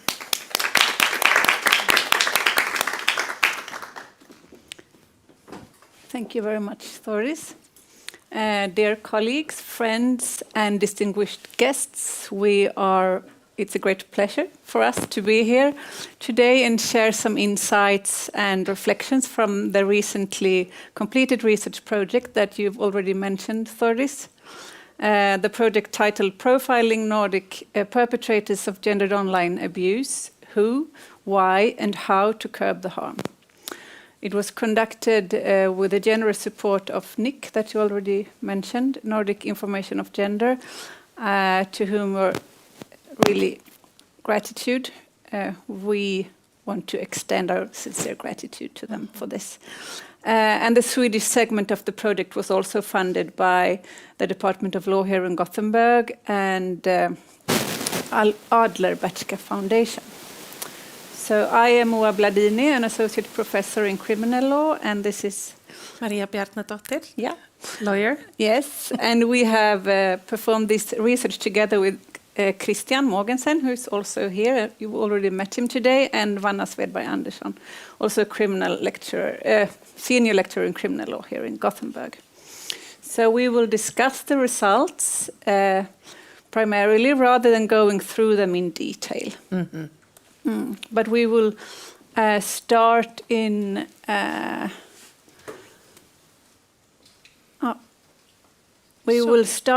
the context, and we will also follow the path that you started, Christian, with starting in a philosophical debate. And this is from, we're inspired by Kate Mann. She's an Australian feminist who wrote the book The Logics of Misogyny in 2017. And in this book, she's describing misogyny as a system which is policing and enforcing patriarchal norms and expectations. So and sexism then is something else, and it's a way of justifying and rationalizing patriarchy. So I think this is a helpful way to understand these phenomena. It's also, I'm thinking about how you describe the interpretations of Plato's society with the women as perhaps servants or victims. And this is exactly how Kate Mann describes the function of patriarchy. Women are mainly there to serve men, whereas men are doing their things as subjects in the world. Mm-hmm. And when women are then not keeping in place, then we see those different kind of expressions for misogyny and sexism. Yeah, it's almost like sexism as a tool to maintain misogyny. Yeah. Exactly. So we will get back to this, but I think it's an interesting framework to start with, to follow, to understand the discussions for the rest of the day, I guess, but also for our presentations and the previous discussions too. This also mirrors McGlynn's et al. Arguments that misogyny is a societal harm perpetuated through seemingly casual yet insidiously pervasive acts of violence against women. So we have been using both Mann and Kate McGlynn in our report. I think I'll leave for you. So shortly on the methodology, and I mean, I know everyone here is mostly interested in the methodology, right? So I will try to do this really, really shortly. What we did was that we tried to define what the problem was. So understanding how the legislation frames these issues, it doesn't do that in a uniform way throughout the region. It doesn't necessarily even do it in a uniform way within each region, within each legal system, but we tried to kind of make sure that we could access the information about the relevant legal clauses. So these are the behaviors: unlawful threat, image-based sexual abuse, and sexual harassment. And you will see here, of course, you will read the slides very thoroughly when you come home. So I know that you will look up all the relevant legal clauses. So the data that we collected was data from 3 points. So there's the power of 3, isn't it, in so many things in life, also when it comes to data and the triangulation of data. So we have data from victims of sexual abuse or these forms of online facilitated abuse. We collected those through the collaboration with NGOs that provide services and support to victims, both through family justice centers and through victim support, crisis support services. So that also kind of makes it so that there's a little bit of a skewer in the data because some of the services are solely provided for women. So that, of course, reflects in the data. Another thing is, like I said earlier, we haven't framed exactly in the same way in the legislation how we deal with these issues. And thirdly, there's also the understanding of individuals, the cultural understanding and the legal understanding isn't always the same. This will come as a shock to every lawyer in the room, but that sometimes is the case. And further, we encountered all sorts of issues with it. We also gathered data from the police. So we got data trying to kind of understand, is the amount of cases reported, is that similar to the amount of cases that go to court? Is it similar to the amount of cases that are self-reported? We found that is a big discrepancy there. There is a bigger number of self-reported cases than reported to the police, and even fewer than go into the court system. And we also analyzed the relevant court data. So we read through a lot of court findings and decisions. And just to sum it up, I think the kind of 3 maybe main findings would be that gender digital abuse is prevalent in all of the 3 countries. Even though we are so equal and we are so good at equality and gender equality and all of that, the Nordics are world champions in gender equality, but we're also world champions in more negative things. And even though we maybe don't top the charts in the amount of gender digital abuse, we rank quite high. And it's prevalent, and it is a problem. It is predominantly, and predominantly is really putting it mildly here. It is predominantly done by men and to women.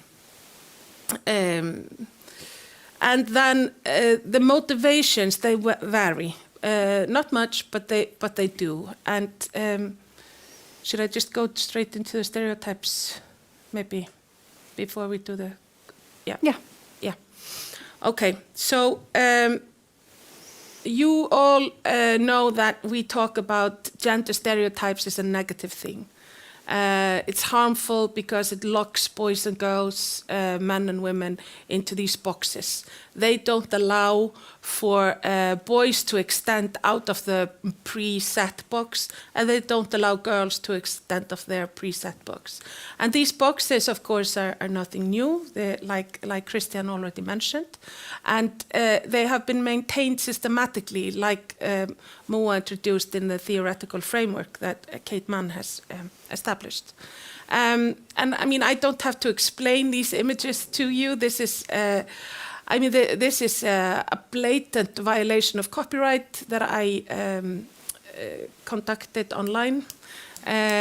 So apologies for that. But this was the first picture that came up when I Googled gender stereotypes, and I thought it was fitting and kind of explanatory.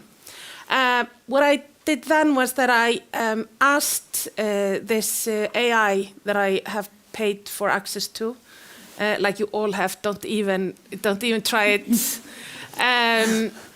I asked it to create images. Well, I asked it to create slide decks, but they were not great. But the images were great. Okay, they were not great. They were. I will show them to you.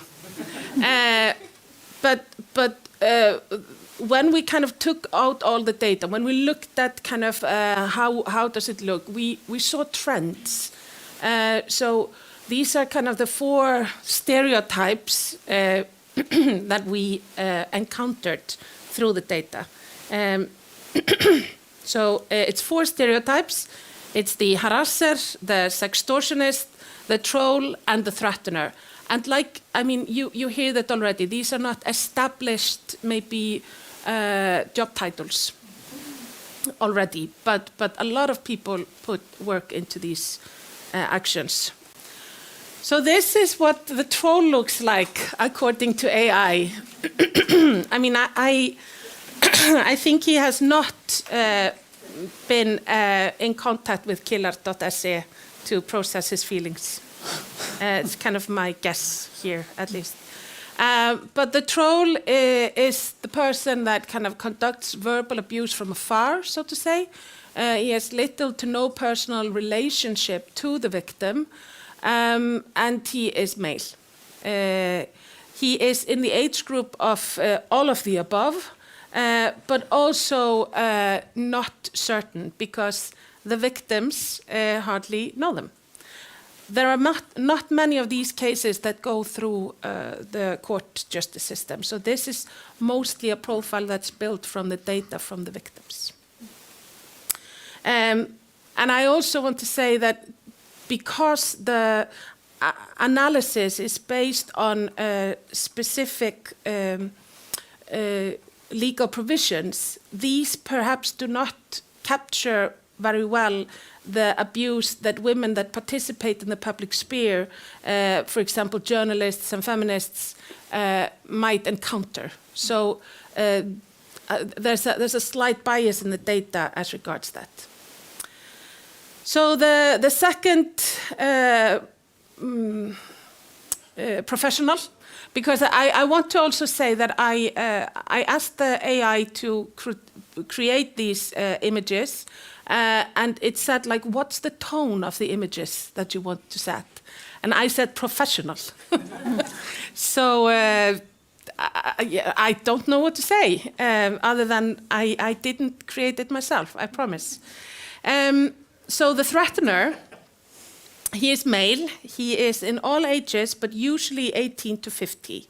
I also have to say that the data, of course, is very focused on, so most of the victims and the court cases, because of the age of legal, when you can bear legal responsibility in the countries, we are not talking very much about young people here. We are mostly talking about adults or 18 plus. The threatener usually has a personal relationship with the victim. And it's interesting that there's also an aspect of the threatener that is a part-time troll, but they are also part-time sextortionists. And that kind of is very much related to when we have the threatener that is kind of going through a breakup, going through some sort of personal point in a relationship to the victim that they maybe don't, they're leaving them, then they start to threaten them. But if it's a threatener that's just threatening into the void, just sharing with the internet their amazing views, then they are more linked to the troll. The sextortionist, also, I mean, can you imagine this image? Like, what is going on? Because if we were to create the realistic image of the sextortionist, it's just a nice guy who goes to the office and, takes his kids to school and attends the parents' meeting and, will play football with the guys. He's a really nice guy, usually. He's just a normal person. There's absolutely nothing like the image that the AI has created about the sextortionist, because he will have had a personal relationship with his victim. He will have had perhaps said he loves her. He will have built trust and intimacy with the victim that he then crushes. He is usually at the age of 18 to 40. And kind of across the region, the data on this guy was perhaps most uniform. There was this close relationship, and we also saw that there is a certain trend of qualifying this as a form of domestic violence. Not everywhere, but there is a clear connection with domestic violence. And the same trigger points for risk, such as leaving them, such as doing something that they are not happy with, and so forth. And then finally, there is the harasser. And also, I mean, I don't know if it's a great photo of him or not, but what is common with the harasser is that he, of course, is male, but he usually doesn't know his victim very much. He is usually, maybe if there was kind of, if there's a sexual undertone, it may be kind of a pass gone wrong. He was maybe trying to hit on her, and then when she didn't like the dick pic, he was only joking. And kind of there's an element of kind of making light of the action, very much like the casual sexism that was mentioned here earlier. And there's a very notable difference in the reporting and to the police and the self-reporting on victims of the harasser. Should I get back to you? Yeah. So if we're contextualizing these findings, we will see that the relationship, or when the relationship between the perpetrator and the victim has been close, either romantic, friendly, or family, the digital abuse are more likely to take the form of threats or violations of sexual privacy through sharing intimate images without consent. Whereas the harassment, like the nature of unwanted sexual dick pics, for example, or pornographic images, then there is looser relationships more often, between the victim and the perpetrator. And I assume we didn't think, like you said, that the data we included in the study did not include, like women in the public square, taking place in the democratic debate, public debate. But I'm thinking about those Kate Mann's concepts again and understanding of patriarchy and misogyny, as she's saying that the system, if misogyny is a system that polices and enforces patriarchal norms and expectations, then women who fail to conform these expectations and expected gender roles. I think we have the harasser in the room. Yes. So when women are failing to conform to these norms, being objects rather than subjects, then they're being punished in different ways. Exactly. So, Yeah, and I thought that was really interesting in the data because we didn't anticipate that, really. We hadn't foreseen how kind of these different arms of theory really manifest in the data. And one could also use this framework of theory to understand why also in these gender equal countries, like in the Nordic, we see this phenomena as much. And I'm also thinking that if the gender equality means that women are not then staying in their place in this patriarchy. So it could also be a way of understanding. Yeah, exactly. They're taking too much space, maybe. It was also interesting that kind of across the region there is a certain kind of resistance to report these violations. Should we go into the trend of the international? Yeah, as the lawyers we are, we were also thinking about we were discussing, well, of course, as lawyers we think we need the law to change things, but in the other hand we think maybe law is not enough. Obviously it's not enough. But we were having this just legal context of different kind of international conventions and treaties that is actually recognizing the problem. And the problem is really not new. It's ages, and we have had international conventions trying to deal with this for 40 or 50 years at least. And we actually have a quite new one that I think is here.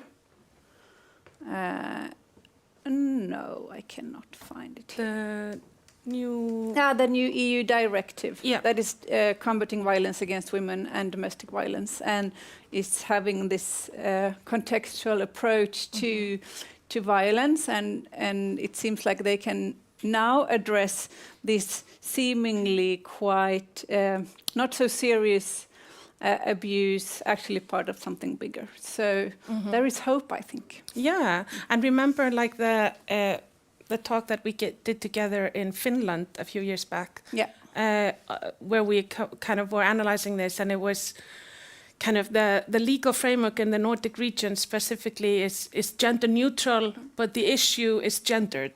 And so that's why, but there are indications here through these instruments, for example, the EU directive, the new recommendation from the Council of Europe that shows us that there is a trend, there are signs, let's go with signs, not trend, of the legal kind of understanding of these nuanced subjects, kind of at least moving forward towards a more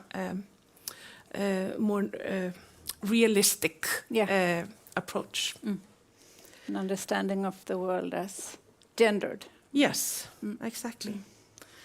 So that is what we wanted to say. We're happy to take questions, aren't we?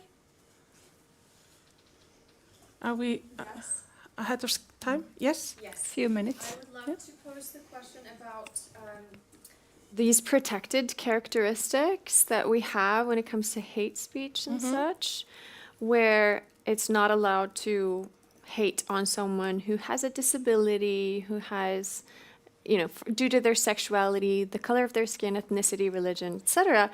But gender has been a very contested, protected characteristic to add to the legislation, which is quite remarkable in the sense that all the data also shows very clearly that gender is one of the biggest risk factors. That is, if you are not male. So, and by male I mean cisgender male. So, what is your perspective on that, and how far have we come towards including gender in the hate speech regulation so that we can ultimately protect women better than we have thus far from the kind of harassment you just illustrated? Madame? Ah, yes. I do think we have actually come quite far at the moment. Well, at least if you compare like 5 or 10 years back in time. One big reason for saying no has been that we're looking into protection of minorities, and women are not a minority. It's half of the population. But if you instead use the Norwegian, for example, understanding of minority groups, or what the purpose of this legal protection would be, then you could use a power perspective instead. And then it's obvious that women need that kind of, or that gender needs to be included. So I think also talking about, good signs, I think the understanding of minorities and power structures are getting into the legal system in that way too. So that's positive.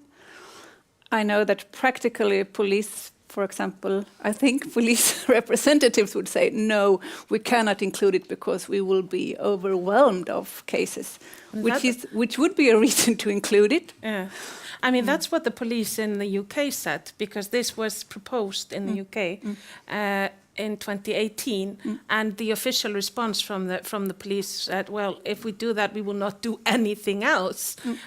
So they opposed it. But what the UK has done now is that they have gone a different route. So there is, they are not using the hate legislation to address misogyny and sexism, but they are addressing incels and incel ideology as a terrorist ideology.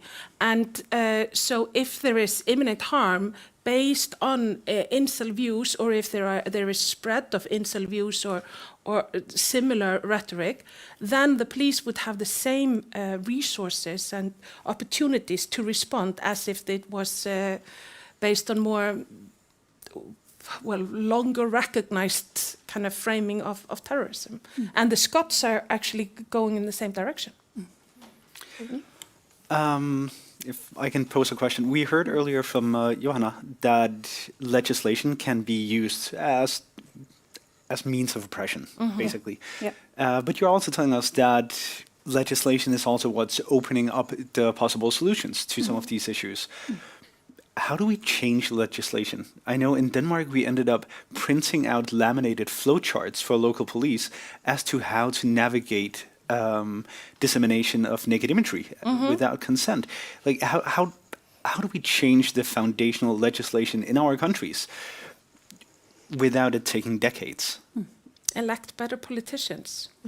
Fine, thank you. Add quickly to that Finland did add gender in the hate. Yeah. Yes. Yeah.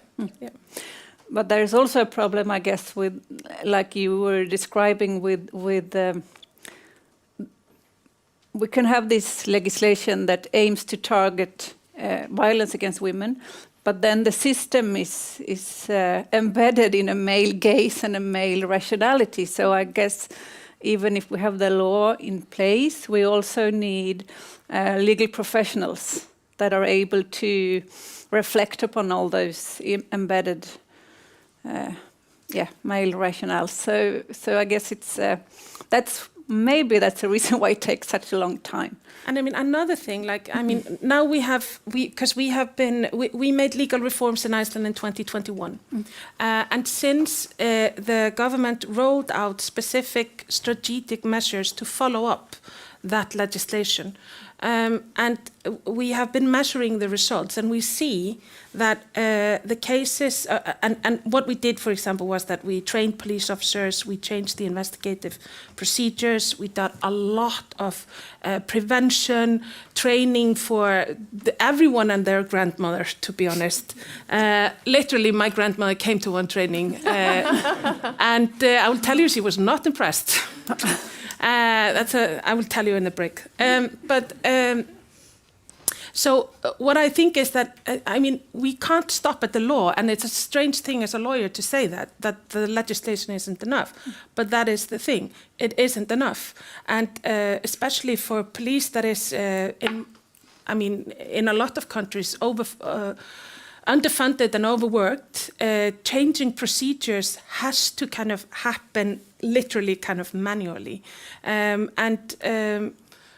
So it takes political will, but it also takes kind of measures and kind of targeted measures to follow up on the legislation. Can I follow-up question? Just yes, no, and please say yes. Can we have gender equal legislation in a non-gender equal world? Like, does it work? Because you're touching on the interpretation of the law, like being the problem rather than the law itself. Is like, do we need to fix the world before we fix the penal codes? Good question. Okay, I'll see you in the break. That's the hyper side. I guess law is both, following. Okay, the public wants this and this, then we need to follow. But you could also use the criminal law to change norms. So I guess it works both ways. I mean, I think, for example, in Iceland, the legislation on gender equality has every 10 years since 1975, when it was first passed, there has been an effort to either reform it or it has been reformed.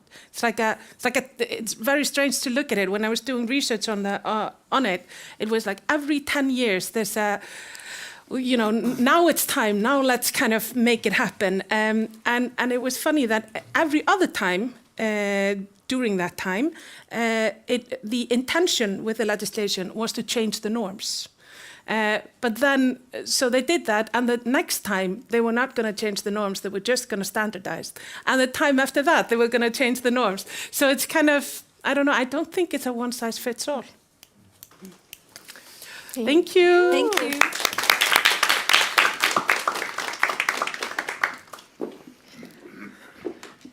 Thank you all so much. Thank you, Maria and Mua. And I have to say, with much fascination and impression, when you're standing there talking about the harasser and a man throws himself on the floor behind you and starts fiddling with your clothes and you do not miss a beat, that's how you know you're a professional.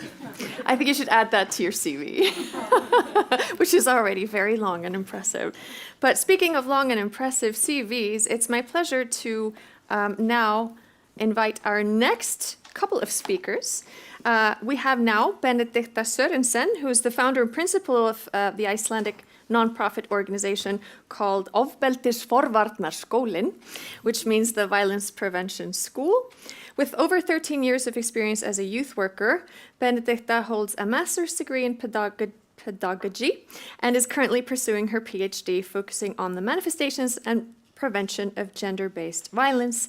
Since 2019, she has developed localized education materials based on the bystander approach tailored specifically to youth in Iceland. But she will not be alone on the stage. She will be accompanied by Bjarki Melsteð.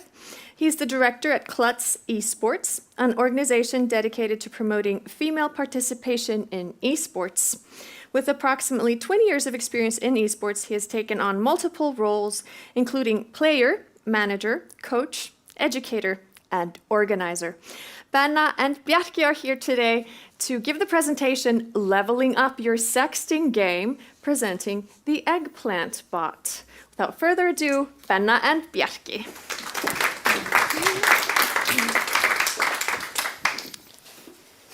Thank you. Yeah, thank you, Thordís, for that. So I'm Benna.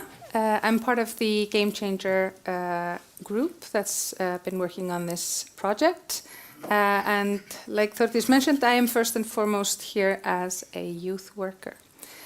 And with me is Bjarki. Yeah, hi, my name is Bjarki. I was with the Game Changer project as a part of the Icelandic Esports Federation. And we would like to talk to you about the eggplant bot that was designed as part of the project. So let's just get straight into it. What is the eggplant bot? It is a tool for educating youth on safe sexting in conversation form. And we'll get further into that in a little bit, but what we identified almost immediately as we were kind of conjuring up the idea of this bot is that we had to reach youth in their digital environments. So the first idea was basically, how do we spread the bot? Well, it's a digital tool, so spreading it in a digital environment makes sense. And then a question was posed as well. It's like, who needs it? And as Nordref predominantly has come in on, the perpetrators, we're trying to reach perpetrators with this. The perpetrators are primarily men. And a particular problem that was identified and this bot ended up addressing very largely is a problem with dick pics. And well, it feels kind of obvious to say this, but the primary perpetrators, those who sent unsolicited dick pics, are primarily men. So we needed to reach men and tell them that this wasn't okay. But where do we find them? And what we've identified at the Icelandic Esports Federation is that young men, are very often found in video gaming and esports scenes. And what we recognized was that, particularly as it relates to competitive gaming, that there was a platform where we could actually reach these individuals, and that is through the organizers, or like the organization of competitions within these games. And this is very often Discord servers. So what we recognized is that there are a lot of Discord servers that we can reach out to, because there's organizers who are concerned with the same things we are, that are willing to help us. So we created a Discord bot. How that works is basically, so every day at some hour of the day, it's up to the Discord admin, but we send an unsolicited eggplant picture to about 0.3% of the Discord server. So over the course of a year, everyone will receive an unsolicited eggplant picture. And I think this keys very nicely into what Andreas touched on. It's like, it's also a message of like men who receive it, men who maybe aren't considering the other side, like the other perspective, what the receiver is thinking. They suddenly receive this unsolicited eggplant picture, and a message follows. So this message is actually, congratulations, you've been randomly selected to receive my unsolicited eggplant. But it will, I mean, it can also say things like, wow, imagine if this had been something other than an eggplant, something more graphic. But what this eventually leads to is spreading awareness of the actual bot, which Benna will now introduce, and yeah, hopefully reach some of the target audience. Yeah.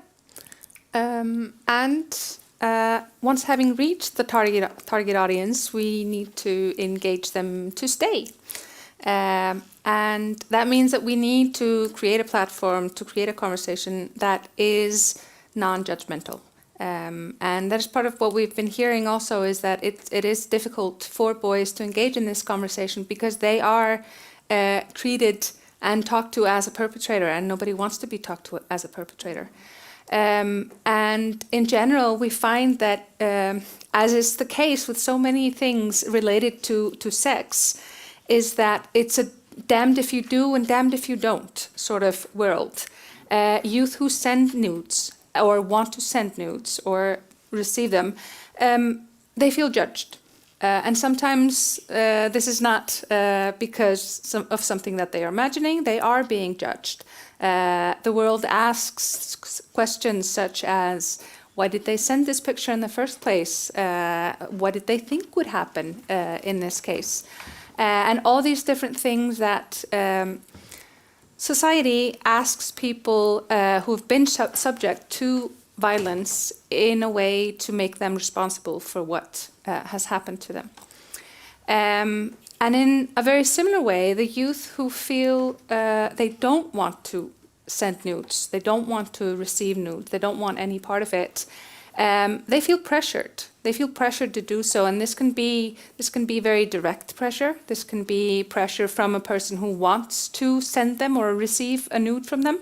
This can also be a direct pressure from other young people who just sort of think it's the normal thing to do.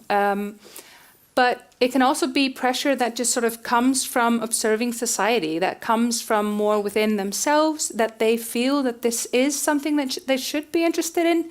And that's just because this is the way that we've framed society. So even for the kids who have never been directly pressured to partake in this, they will still feel that pressure of doing this. And then damned if you do, damned if you don't, they buckle to this pressure, they send or receive pictures and are subsequently blamed for any harm that they may so just in order to be able to have this conversation, in order to be able to have a conversation where we can educate them, where we can sort of talk about this, they need to feel, and that was very, very important to us in creating this tool, is that we need to create something where they feel that no matter how they answered, they're heard and they're listened to and they're respected for what they say. And that sort of brings us to the very core of what this is that, and this one is difficult for us, this is not an exhaustive sex education tool. Those of us in the know, we really, really want to share everything with our young people. We really, really want to sit them down for about 4.5 days and share with them all the things that we know about this and that they really need to know. But it's not going to work. They're not going to listen for quite that long. And they need to feel that what they have sort of contributed to the conversation is leading the conversation. So the youth who play are sort of selecting their path. And this is also because, like we've heard today, and like many of us already knew, is that this is a system. There is a system in place that sort of upholds these misogynistic ideas, the violence that is perpetrated mainly against girls, but still each young person that enters the conversation, they need to be allowed to enter it as an individual.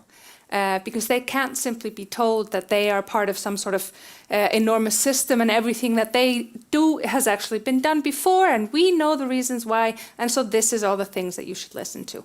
They need to come in as an individual and they need to sort of select their path and to get education based on that.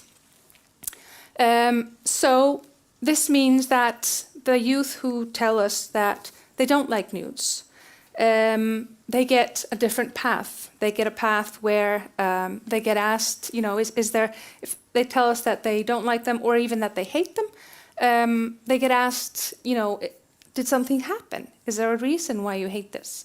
And then they can actually choose the path of saying, no, nothing happened. I'm fine. And then they navigate through the conversation with the bot very, very quickly. They just get told that, okay, you're not interested. You haven't had bad experiences. It seems like you're in a good place. Thank you for taking the time to have the conversation. If you want to learn anything more. There's lots more to be taken with different paths, but maybe you don't need to. But then there are the children or the youth who will tell us that something bad did happen. I don't like or hate nudes because something bad has happened. In which case they get asked these questions. Someone's faked a nude of me. I've been pressured to send a nude when I didn't want to. Some people saw my picture without my consent. I've gotten nudes that I didn't want. I shared with the wrong people. I'm scared that the wrong people would get them. And these are all very realistic worries that young people have. In which case they then get told that what they're feeling is normal, that what happened to them wasn't their fault, and most importantly, perhaps they get told where to get help. And since this is a tool that we have created now for 3 different countries, they also have different pathways that they're guided into. The young people in Iceland get guided to counseling services in Iceland. The young people in Sweden go to counseling services in Sweden. And the young people in Finland get shown Suovartan. So they get counseling services from there. So they're all able to sort of take things a little bit further if they need to within their own language, in their own communities. And then there is the young people who let us know that they are interested in nudes. They are interested in receiving them, or they are interested in sending them. And they go down a different path, and that is one around consent, around respect, and just sort of in general, how is it that you are supposed to conduct yourself in this way? They get told what situations are absolute no-nos. You can never start with sending a picture. You need to establish some sort of conversation. They get guidance on, how might I initiate this conversation? And they get sort of told about the whole double checking of consent, checking every time that you want to send or receive a picture that you need to ask once more. And there's another group that is involved there in the, yes, I want to receive nudes, or I'm really into nudes, and that is the young people who then sort of tell us that it's because everyone is, like, I'm supposed to want to. And then we just sort of go, take a little detour into myths and misconceptions.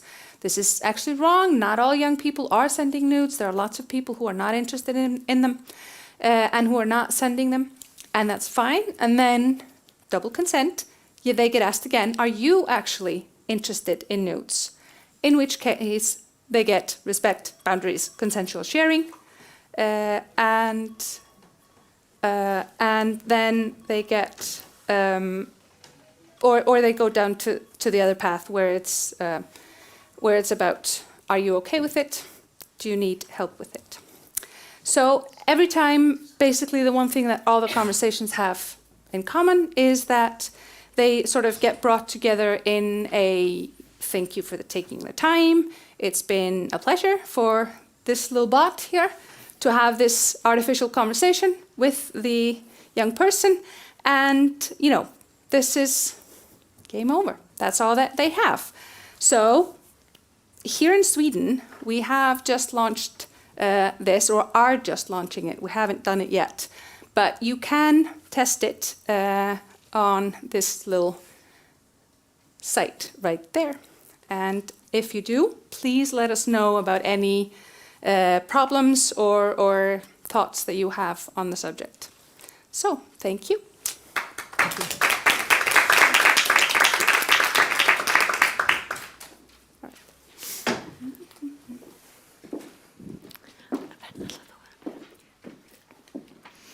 Thank you so much for that interesting presentation. I do urge everyone in Sweden who is watching this to go to eggplant.whatthefuck/sv and be the first to try our game. We would love to hear what you think. Now we are moving on to a panel discussion called I Was Just Playing, How Playing Actual Games May Help Combat Abuse. And we have some very interesting speakers on this very panel with us today. We have Henrik Almén from Sverok, which of course, as we have talked about, is one of the project partners of Game Changer. And we also have Johan Ragnarsson, who is here from RISI, the Icelandic Esports Association, will also be joining this panel. May I invite you to take the stage. We also have, because we simply cannot get enough of him, Christian Mogensen.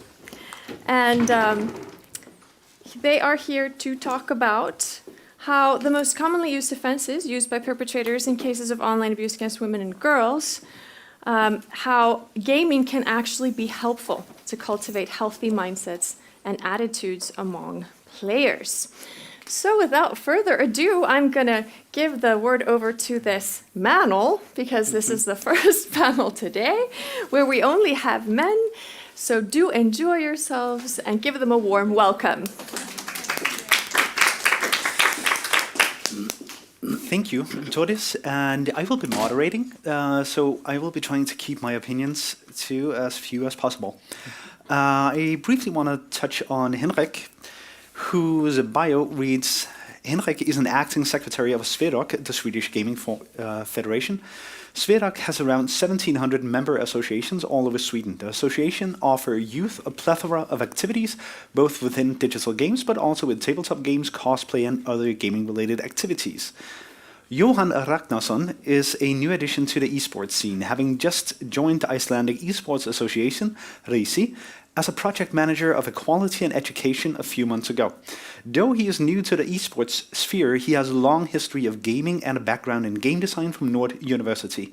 Gender issues and equality have been a central focus in his work for the NGO CLF Iceland in recent years.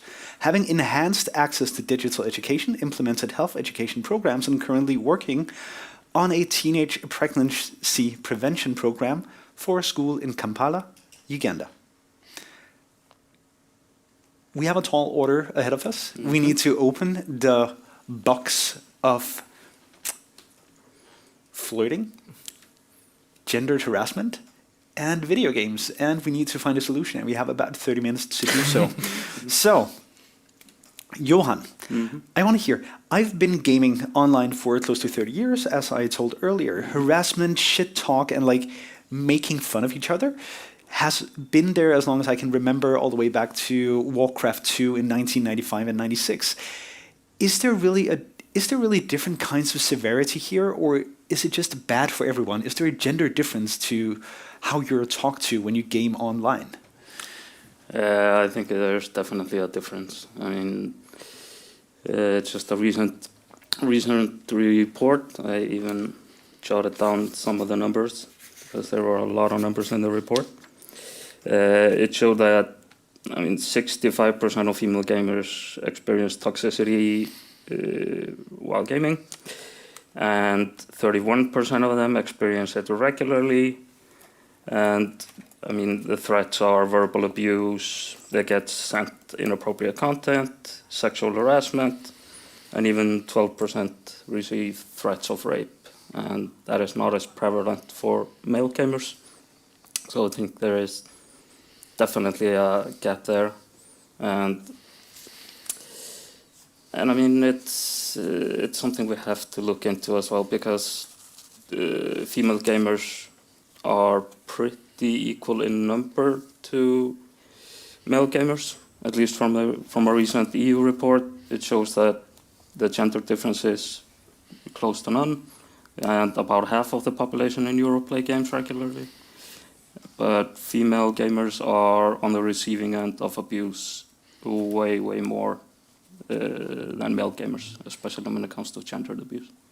And we've talked a lot about today why that is a problem and how it comes about. Bjarki, I want to hear, because you told me yesterday when we met on the plane that you are the coach of a female esports team. Yeah. Is this something that they deal with as professional esports athletes? I think most of the girls on my team actually play with just voice comms turned off for precisely this reason. And we've definitely seen that in the league that they play in Iceland, that, well, it was actually surprising. A lot of the female teams that were formed as a response to this creation of the first female esports league in Iceland in the video game Valorant, a lot of the teams did play in both divisions, so also the open league. But still, many of the teams are only playing in the female league, and in international or regional tournaments, they also go to the female-only leagues because it is a safer environment for them. So, yeah, I think they definitely, like, even those who have the ambition to be pro in this scene, they do take steps to, how do you put this, ensure like their safety, like despite these aspirations. And that's definitely one of the problems that we often come up with, that we treat the symptom. Then we just make a girls' league where the girls can have a safe environment instead of fixing the problem. I want to get to also the foundation of what we're talking about. Henrik, in our conversations before the panel, you touched on the very notion that almost everybody, almost all young people play video games. Why? Because it's fun. All right, thank you. It's a simple answer, and everyone thinks it's fun, and you find your game, and I think we have Swedish statistics, mostly from the Internet Foundation in Sweden's work, where you can clearly see a divide starting to happen in the teens, where like girls go over to mobile gaming instead of remaining with the computer and TV consoles. So there's definitely a difference in how you game later in life, but everyone likes to game, and that's because gaming is fun. That's the like fundamental answer.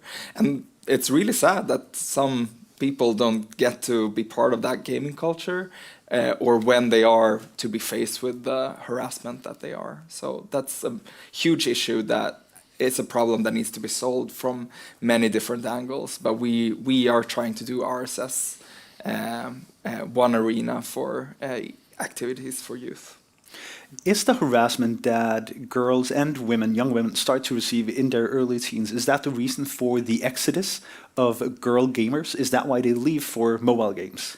It's difficult to say, and like that's one thing we've observed, but I wouldn't want to say definitely. And I would really want more data on this. I think there's too little being done, especially on the youth groups. We see more data being collected on older women, but not as much on like really young girls.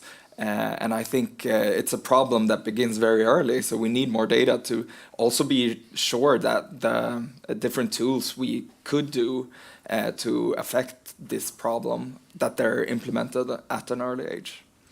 And just to tie in on that a little as well, like from the report as well, it showed that about 25%, I think, of female gamers that are on the receiving end of harassment in multiplayer games, they leave the game and never return. And then they rather progress into mobile games or just single-player games. And I mean, that's something that the manufacturer of the game should combat as well, because they are losing a lot of players through that. Misogyny is literally bad business. Yeah, absolutely. And that's a good point for why it's a problem that we can solve, and that the game developers have a huge part in creating safe environments from how they build good games. Absolutely. And that's one of the differences between video games, especially online computer games, and playing games in the, I don't know, somebody's backyard or the schoolyard, is that here we have multiple actors. We have parents, we have professionals like yourself, but we also have the producers and moderators of computer games, the game lobbies themselves. We have Discord. We have a slew of different agents that we can hopefully provoke or even motivate to help us solve some of these problems. Johan, I want to get back to just the foundational issue that we're all talking about here. How do we get more women into esports? Will they come if we just clean up the chats and the voice channels and get Discord to like moderate a bit better? Is like, if we just create the space, will we have women come back into gaming? Or do we need to have a concrete initiative like girls' nights or female-focused gaming education? Like, how do we do from now on? I think we have to pretty much approach it from all angles. I mean, we have to take a straighter line in moderating and take a hard line against gendered abuse. But a way to structure like a good environment is also like esports organizations or whoever are working in the esports scene, they should also try to make the environment safer and more inclusive. And a part of that is having girl nights and special girl trainings. And we have even been approached recently by like the largest female gamer organization in Iceland.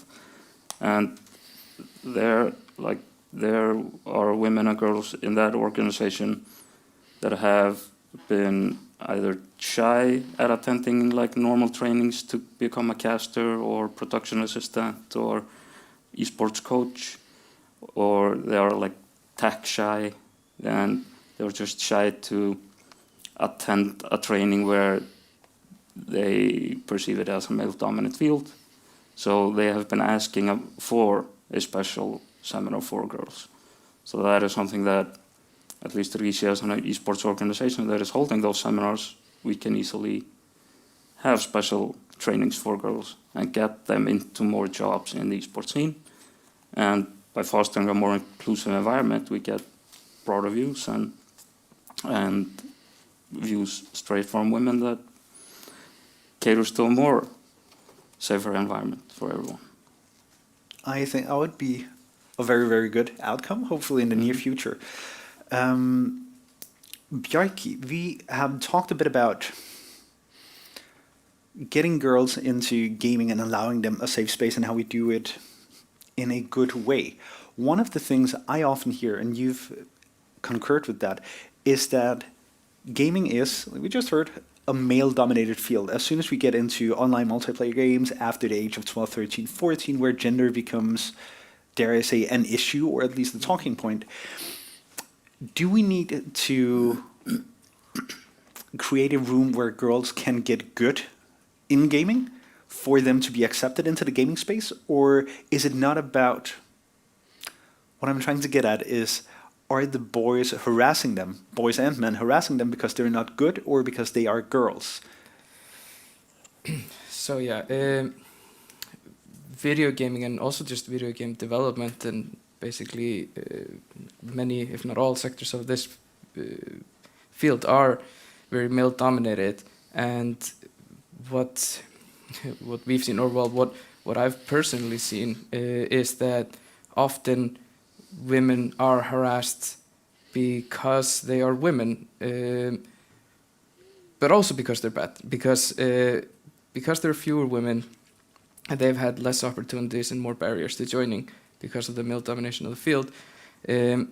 They are, on average, worse at video games. I think this is unfortunately become, at least the perception of most gamers is as such. Like women, I don't see many women. When I do see women play, they are usually worse, and the perception becomes that women are worse gamers. And because video game culture is very much about, or how I've perceived it, is very much about this hierarchy where you are allowed to trash talk the person that is worse than you at the game. The notion becomes that because women are apparently, or according to these men, inherently worse at video games, then you're allowed to trash talk all girls because you're a man and you're therefore better than them. So yeah, the harassment seems to often be because they are women. And I think in this regard, we just need more female role models that prove that they are better or as good at video game than men. Unfortunately, the professional esports space hasn't been helping in this regard. You can name there's not a lot of professional women esports players that are playing in open leagues with men. There was one woman who played in the Overwatch League. There is the case of Scarlet in StarCraft, which enjoyed great success, obviously, and that was excellent. But then we see also, for example, in Valorant, there's the game changer scene, the female Valorant competitive scene, and we don't see really any of the girls there transition to the open league or like the Valorant Championship Tour, the official tournament for everyone. So it kind of like gives those who perceive it this way ammunition to continue this rhetoric. So yeah, I'm not sure how it's best to combat this. More role models. I can only depressingly add, like we have seen exactly the same in Denmark. We had a female competitive Counter-Strike player who subbed into one of the open league professional teams, and everybody piled on, oh my god, they're gonna have a woman, they're gonna lose so bad, like she's so terrible because she's a woman. And like you've all spoken to, it becomes a self-fulfilling prophecy. And she played one match as a sub, and she finished mid with about 1-to-1 kill to death ratio. But everybody said it was her fault that her team lost because she wasn't the best player. She wasn't the worst either, but she was the one, because she is the woman on the team, she must have fucked it up for everybody else.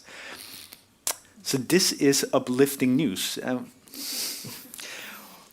Much to what you're also saying, to your point, Johan, we don't have a lot of female role models in gaming or in games. The internet shit its collective pants when Nintendo mentioned that they would put out a Legend of Zelda game with Zelda, the princess, as the protagonist, not as the one being rescued by Link. It's the same game. We just swapped out one color palette for the other, and everybody was, we need to boycott Nintendo, we need to burn it to the ground, can we have a drone strike? This is ingrained in not only gaming culture, but also games as a whole. And like, can we just ask the parents to raise better kids and thus better gamers? Is it just a parenting problem? It's not just the parenting problem, but there are definitely aspects of it where I think parents need to do more. I think a lot of parents have never played games their children play with their kids. I think that's one solution that's quite easy to adapt to, and where you could probably get results really quickly, in that you also have children who, when they're faced with like online abuse, can actually speak to an adult and get support in a very immediate way.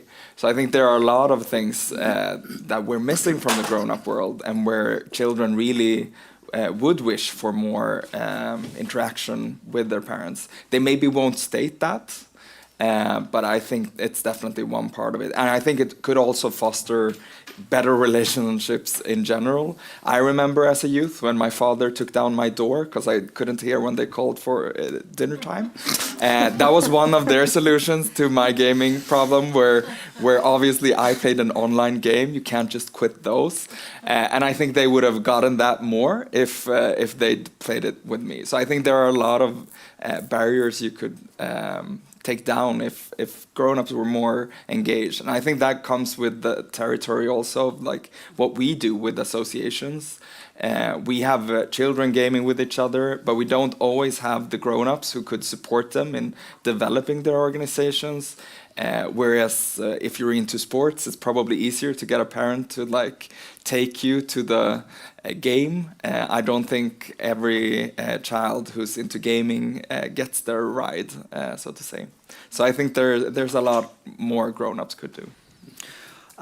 Which titles, because I know we have parents listening, and I know we have concerned parents listening, and often in the day and age we have today, a good gamer parent is a gamer parent, they think, that limits the screen time. If my kid only plays 2 hours of Counter-Strike, that's better than if they play 4 hours of Counter-Strike, notwithstanding the quality of the game or the communication. What is the title?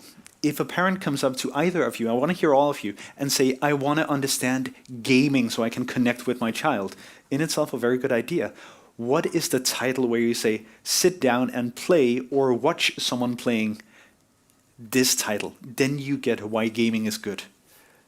I think there are a lot of titles, but for me, I think one example that parents understand pretty well when they see, especially young children play, is Minecraft. It's a great example of a collaborative game where you can play with other friends, but where I think adults can see that you build stuff as well. I think that's one of the points that talks to Minecraft's favor. Like, I see communication and like non-toxic communication and effective communication as one of the big good things that can come out of co-gaming of parents and children. And one game that I like as an introduction is a game called Keep Talking and Nobody Explodes, because it bridges the analog and the digital world, and only one participant is in the digital world and is presented with a bomb with different modules that he has to disconnect, and all the other players have actual printed out manuals that they have to quickly go through and communicate to the bomb diffuser how he should approach the bomb. And in order to be successful there, you have to have quick communication, effective communication, use even like inside knowledge, like family. You can build on family memories or something in your surroundings, and I think that is an excellent game as an introduction to gaming. Jackie. So yeah, in the sense of selecting a title for a seminar for parents to learn how to play video games with their children, I would probably go with something of the lines of I don't know, you wouldn't let your kid play alone with a soccer ball in the yard for 8 hours every day. It sounds a bit shamey, but I mean, parents maybe don't recognize what I and my partners like to call the solo queue problem. So in today, like when we grew up, if you wanted to play competitive Counter-Strike, you had to be in a clan or a group, a team with at least 4 other people, and you had to be part of a community to find 5 other players to play against. But games today just have a button that does all of this for you. So effectively, even though a child is playing with someone, they aren't really making any relationships. They are basically playing alone. So making parents recognize that and comparing it to something that they might be able to understand, like, okay, your kid doesn't go to the football field. He's just in his backyard kicking a ball at a wall for how many hours per day. At some point you recognize that this isn't perhaps normal, and you would join them so that they aren't alone and kicking their ball. And I fully agree. Yeah. We need to minimize the time kids spend playing football. That was my takeaway. Thank you so much for the short geek out. I do want to finish like our last 5-minute sprint on the problem we have at hand. Bjarki, you said yesterday when we talked that we can use esports, or rather esports communities, to solve the problem of young men sending dick pics and harassment, because it deals with, they say in the data we have seen earlier today, Tordis presented it, Mari and Moa touched on it as well, that they do so out of a lack of emotional control and bad initiative regulation. Like, can we just throw all of the dick pic perpetrators into a Counter-Strike lobby and expect the problem to be fixed? Or do we need to be a bit more hands-on? I'm asking you both as a researcher and as an esports coach. So I think solved is a strong word that you used there. But we've definitely seen that like organized youth programs that utilize esports as a tool do help participants with learning more how to regulate their emotions and deal with rejection. And this is perhaps primarily in the form of teaching these participants how to accept losing and teaching them how to recognize losing in a video game as an opportunity for learning. So you're turning something that's usually negative into a positive instead. And this is something that we've seen great success with, and deals directly with emotional regulation.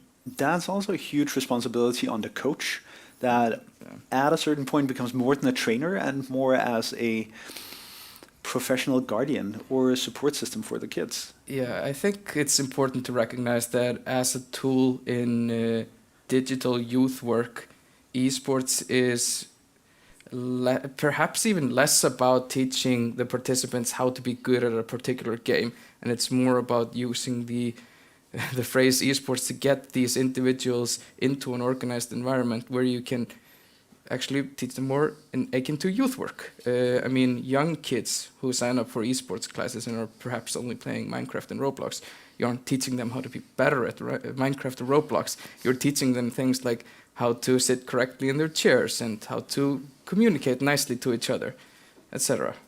So, yeah. It's true. I am on a hiring committee in my office, and we see all of our applicants saying, I've played football for 20 years, so I'm a team player. I am waiting gleefully for the day where someone says, I've been a guild leader in World of Warcraft, so I can organize people across 9 different time zones, because that's what I need in my team. Johan, you've mentioned that you work with young kids. How do we teach them exactly this? How do we teach them not to be better at winning the game itself, but be good at gaming? And like, what is the good game, if not just a game where you won? Yeah, that's a big question, but I mean, it all goes hand in hand, and that's the focus of like our training seminars to trainers, and the focus of most of the structured esports programs in Iceland is that there is a balanced focus between playing and physical health and mental health.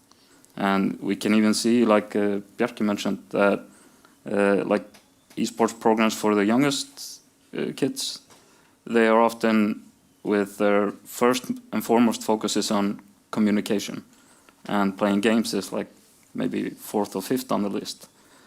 So in my mind, like starting young and building up like a healthy lifestyle in terms of physical health and mental health, and discipline when playing, and making the most of your time when playing, and how you can use losses as a constructive criticism towards yourself is also very vital. And emotional regulation, like don't get caught up into one loss or 5 losses in a row, and at the same time don't get cocky if you have won 5 games in a row or 10 games in a row, and how you can approach building that into a positive that should in theory make you a good gamer at the end. I like the idea of that. I haven't seen it in the League of Legends lobbies that I'm in, but Henrik, just to send us off to the parents, to the professionals, to all of the adults that want to understand Keep Talking and Nobody Explodes, that want to understand Minecraft and all of the other magical worlds that we do have at the tip of our fingers. How do I open the conversation? Oh, that's a good point. I think we've actually put out a manual for parents of esporters in Swedish. So that's accessible on our website. Let's see if I can pull one of the, I think mainly just ask to join. I think that's the like simple thing to do. I think seldom you'll get a complete refusal. There might be some bartering. And it might be that if they have a budget for minutes, this can't be part of that gaming time they're allotted, that this has to be the extra time. But I think if you start a conversation just by, can I join your game? You'll eventually get a yes. Mm-hmm. Perfect. Thank you so much. And thank you for everybody who tuned in and wanted to geek out a bit about video games and how they, in Bjarki's words, can help us save the world. So thank you so much.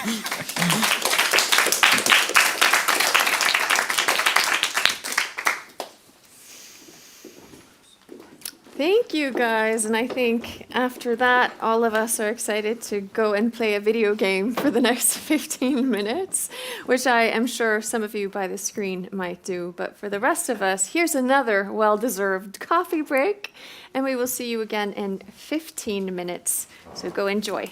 Thank you.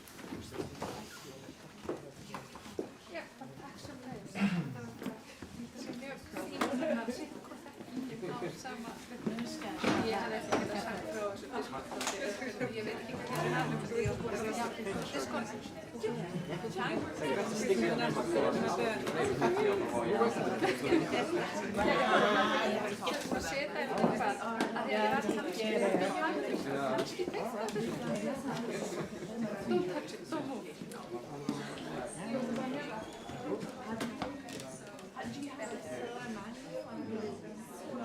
I just got the sticker and I thought, yeah, it's great.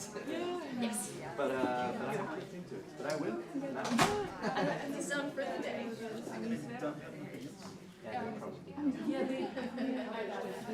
Well, I'm sure like they have already done it before, so I'm not sure how much we got versions.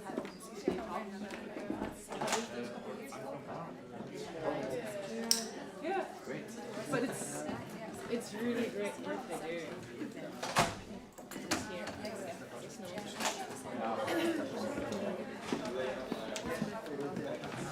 So what's up with your line of work? Next up is DreamHack actually.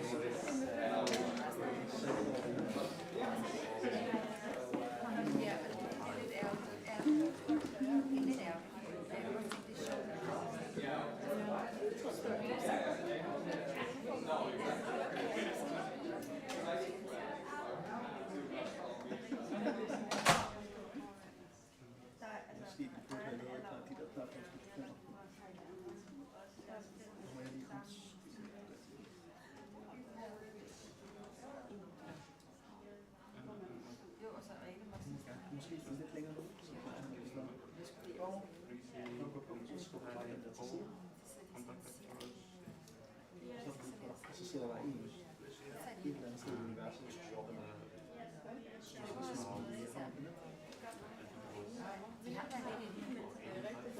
Female wardrobe.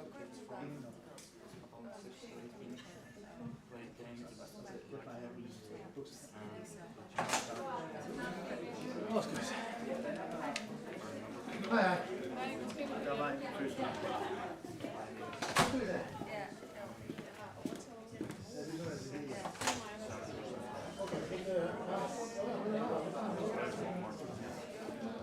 Har du med någon mer?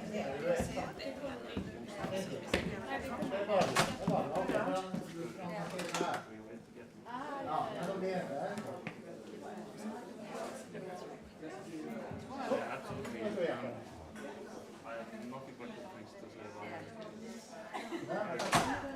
Ska vi göra så här?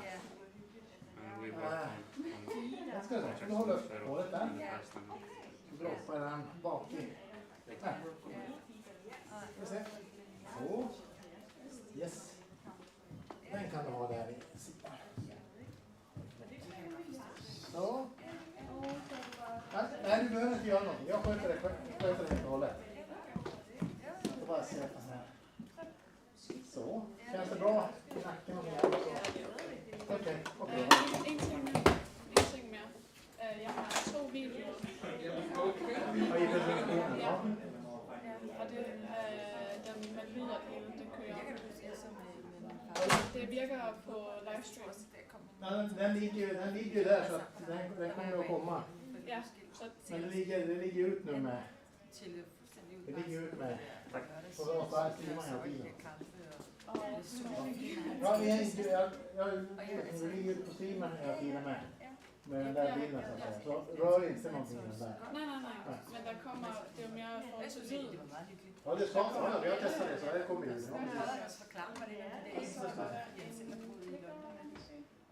Ja, men den ligger... Vänta. Den där. Ja, det var en eneste pige, som kendte, der gjorde det der. Jeg gad egentlig godt det der. Jeg vidste ikke, at det var så. Altså, det er sikkert også sådan lidt det samme. Det kunne veta.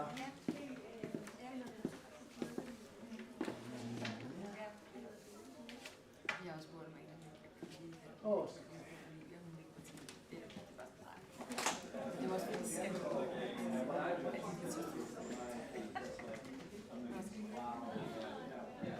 Men nu har du på. Altså, og du får okay, ja, når det tror jeg, han kommer ud. Ja, han er det er mig, der fik det. Ja.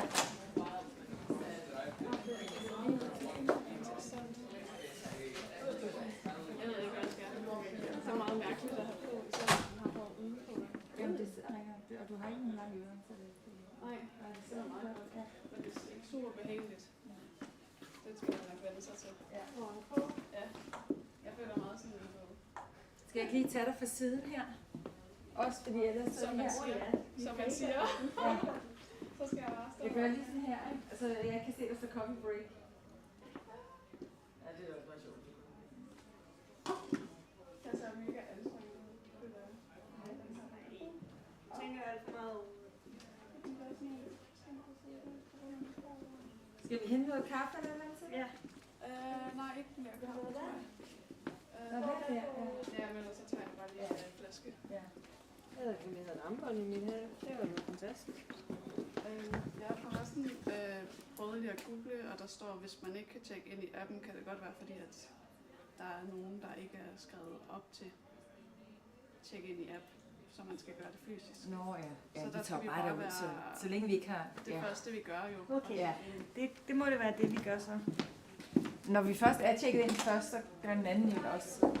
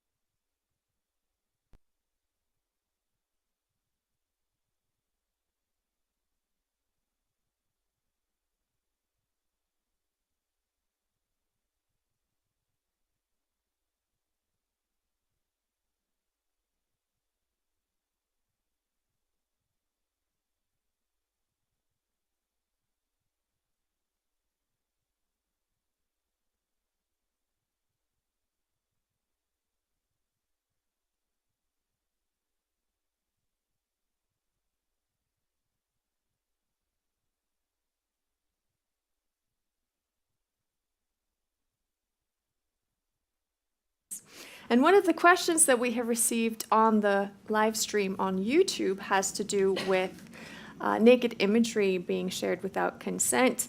And that is exactly what the next presenter will tackle. We have Cecilie Sonne. She has a master's in digitalization and is one of the founding members of the Danish innovation startup Sasha SafeShare. And without further ado, I would like to welcome Cecilie. Thank you. I trust the sound is fine. I can hear myself. Hi, my name is Cecilia. I'm with the Sasha team, and we build an AI-powered image protection technology. I was not supposed to be the speaker today. Our founder was supposed to speak, but he just got back from Silicon Valley yesterday, having some very incredible meetings with platforms and other stakeholders that is going to lead to a potential breakthrough for us. So that's the reality of startup.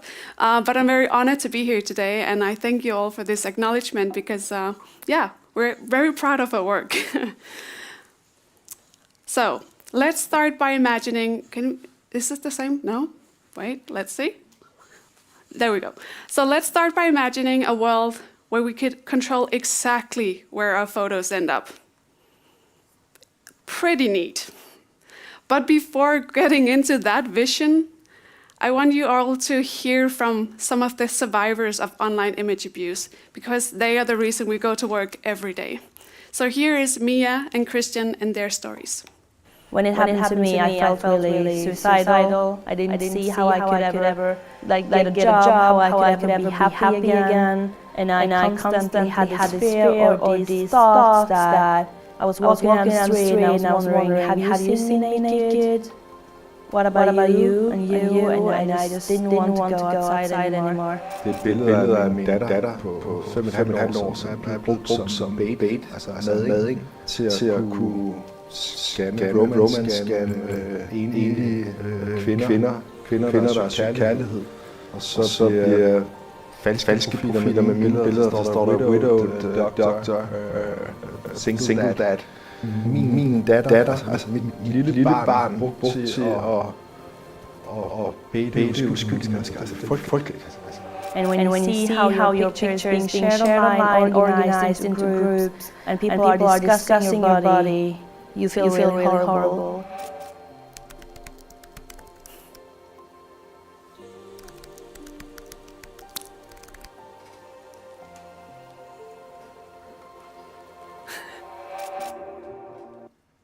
So, as I think we've covered today, online abuse is not a new issue. Online image abuse is not a new issue. In fact, in our research, we talk about this area as the second wave of awareness surrounding image-based sexual violence or image-based sexual abuse and online abuse as its online image abuse as a core. We also highlighted that this is a highly gendered issue, so I'm not going to go into all the staggering statistics behind me, but just to highlight some of the relevant ones for this conference. 1 in 3 women have already experienced online image abuse or image-based sexual violence. A statistic that is not up here is actually that 1 in 2 women stated that they experienced more online harassment than they do in the physical world. So stripping every digital aspect away from it, it comes down to behavior. Another thing that we looked into in our research is that right now we do have a lot of laws in place, we do have regulations in place. The problem is the people who are going to enforce the laws are not educated enough and they're not fully equipped to take on the cases. And this leads to a lot of victim blaming and the most highlighted reason for not reporting, not being taken seriously. That's why we had to start by researching what kind of challenges do we need to solve before creating our technical solution. And these are just some of them. I want to highlight that privacy was one of the main things highlighted by the users or by the individuals. Being able to control where your photos end up and who sees your photos was one of the primary things that was highlighted. Another issue we saw was that current solutions are not robust towards common types of manipulation. For instance, cropping, rotation, even compression, which happens every time we upload something to social media. And the most common one, screenshotting. We all do it, and most of the time we capture something that is not ours to have, right? The next thing was actually proving ownership or even providing evidence of who leaked your material. Providing something concrete that could pinpoint who leaked your image in the first place. It's a complete, huge issue for individuals, and the victim is always being put on a burden to provide this kind of evidence. The next thing is it's very resource draining or resource demanding, the solutions we have in place right now. We rely solely on reporting systems that are unique to every single platform.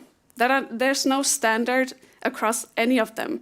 And then we rely mostly on manual labor. Moderators, thousands of moderators are going through photos every day to see if they need to be taken down or not. And even if they do get taken down, they might end up again. And you can't do much about it. So, we saw a great opportunity to solve a global crisis, or at least address it, technically. What we didn't fully grasp at the beginning was the huge responsibility that follows trying to solve such a complex issue. We do, however, believe that we are the first solution that is addressing all of these issues.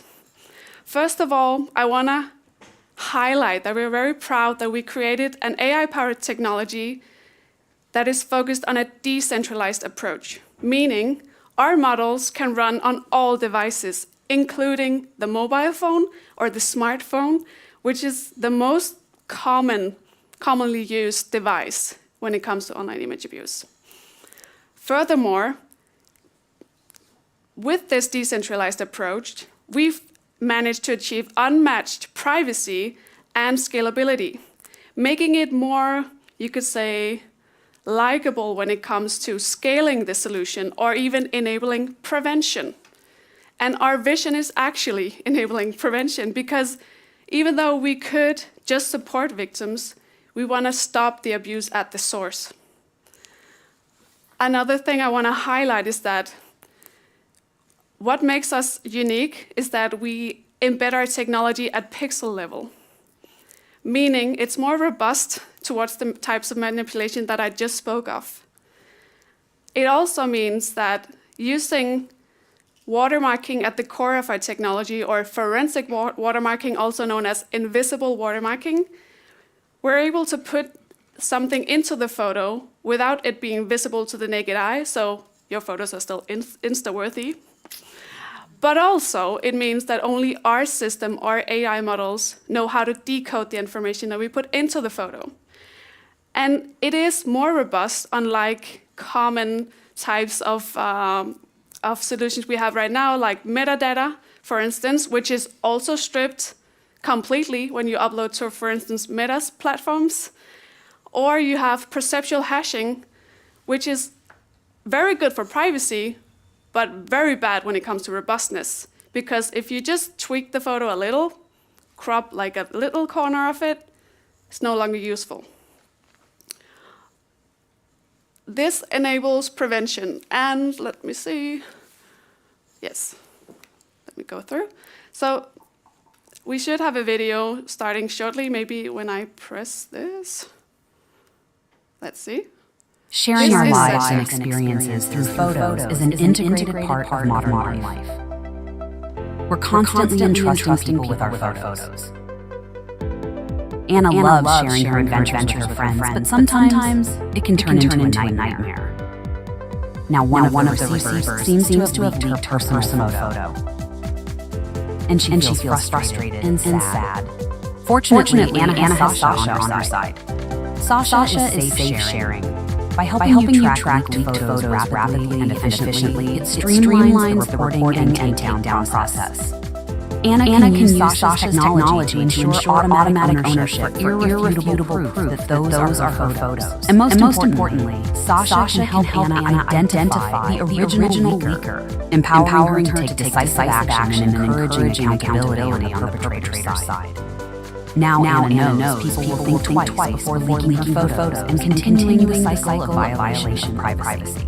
Join us in the fight against online image abuse. Protect your privacy and invest in your peace of mind with Sasha. Sasha, protecting images, memories, and lives. And that we are. So, speaking of the technology, you might think, oh, well, how do I download it? When can I get it? We're not fully there yet, but we did build a very versatile technology. That was one of our main focuses.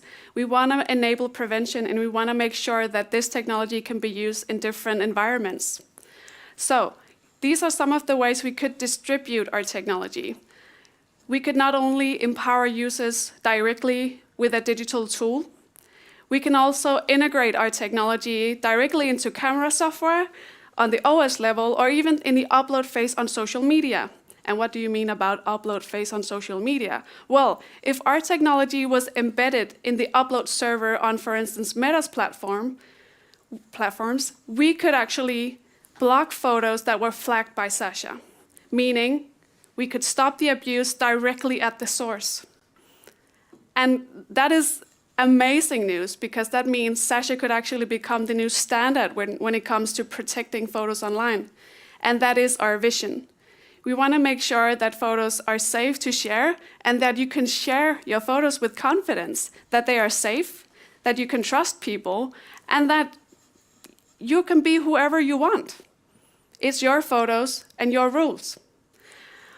Thinking about this, you might say, well, how are you going to get those platforms to talk?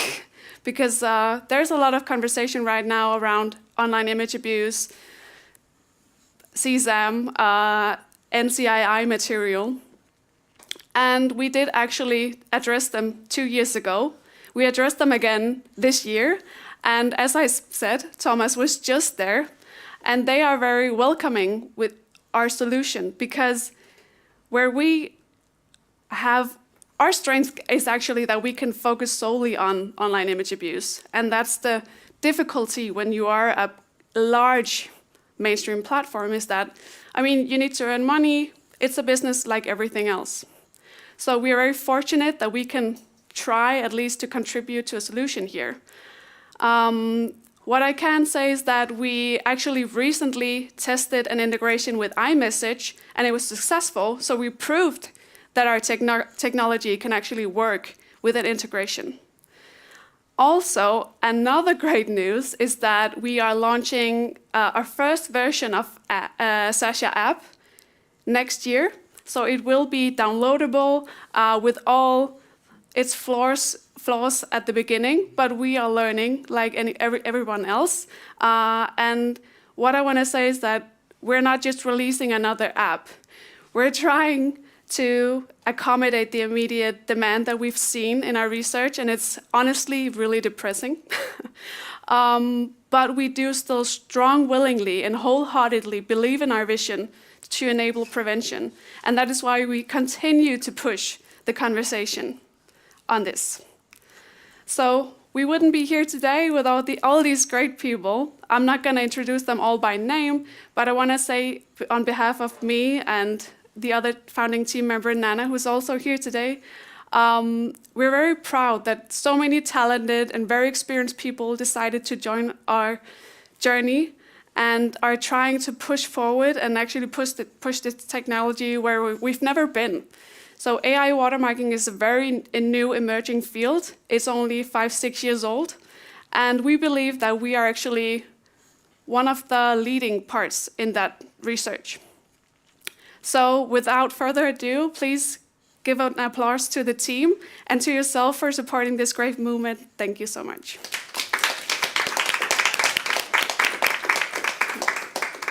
Thank you. Thank you, Cecilia. Thank you so much. Is there a question from the audience to Cecilia? Yeah, Christian? If you go 2 slides back, this Here? The API integration. Oh. Some of the worst cases we've seen are dedicated sites hosted usually locally on either deep or dark web. Yeah. Usually those sites aren't very forthcoming with API access. No. Where in the ecosystem would Sasha prevent some of the images being shared there? Can you repeat the question? Because the people online don't hear the Oh, question maybe from the audience. Oh, I need to repeat. Oh, If you yeah, can. yeah. Sorry. Yeah. So the question was how we convince some of the, you could say, ill-intended platforms or servers to integrate our technology or access via API. I mean, it's a difficult question, I'm honest, in here. What we focused mostly on is actually mainstream platforms, because some of the abuse happening on online platforms, they have the most severe, you could say, type of harm to the victim when they are exposed in their own community. And what happens, you could say, on dark web, or in a Discord group, there are many of them, unfortunately. We're not able to address that unless Discord is willing to actually integrate our technology. However, as I just mentioned, you want to address the issue where it hurts the most, and we need to do something somewhere first, and then eventually we hope it will, you could say, drain to the other platforms. So I'm sorry, I'm not saying that we could actually stop all trolls, all sextortionists, all harassers, but I do think that this is a great opportunity to enable prevention and also address the lack of accountability that we're seeing. So I hope that answers your question. Thank you. Thank you, Cecilia. Thank you so much. All right, wonderful. Well, it's always such a boost of inspiration to get readily available tools in our hands. There are already some actors in this arena. We have stopncii.org that helps you take down images that you would rather not be online of an intimate nature. And the same goes for another site with a very descriptive name, takeitdown.org. And that focuses on victims that are under the age of 18. So there are some tools available already, but we have high hopes for Sasha. And next, to take the stage to discuss even more solutions now from our Nordic youth is Eygló Árnadóttir. She holds a master's degree in gender studies. She has a master's in secondary education and in applied editing and publishing. She has taught gender studies, researched gender-based violence, and was the educational director at Stigamót, a counseling center for sexual violence victims. Now, Eygló is going to take the stage to tell us how Nordic youth would change the online world if they were boss of the internet. So please welcome Eygló Árnadóttir.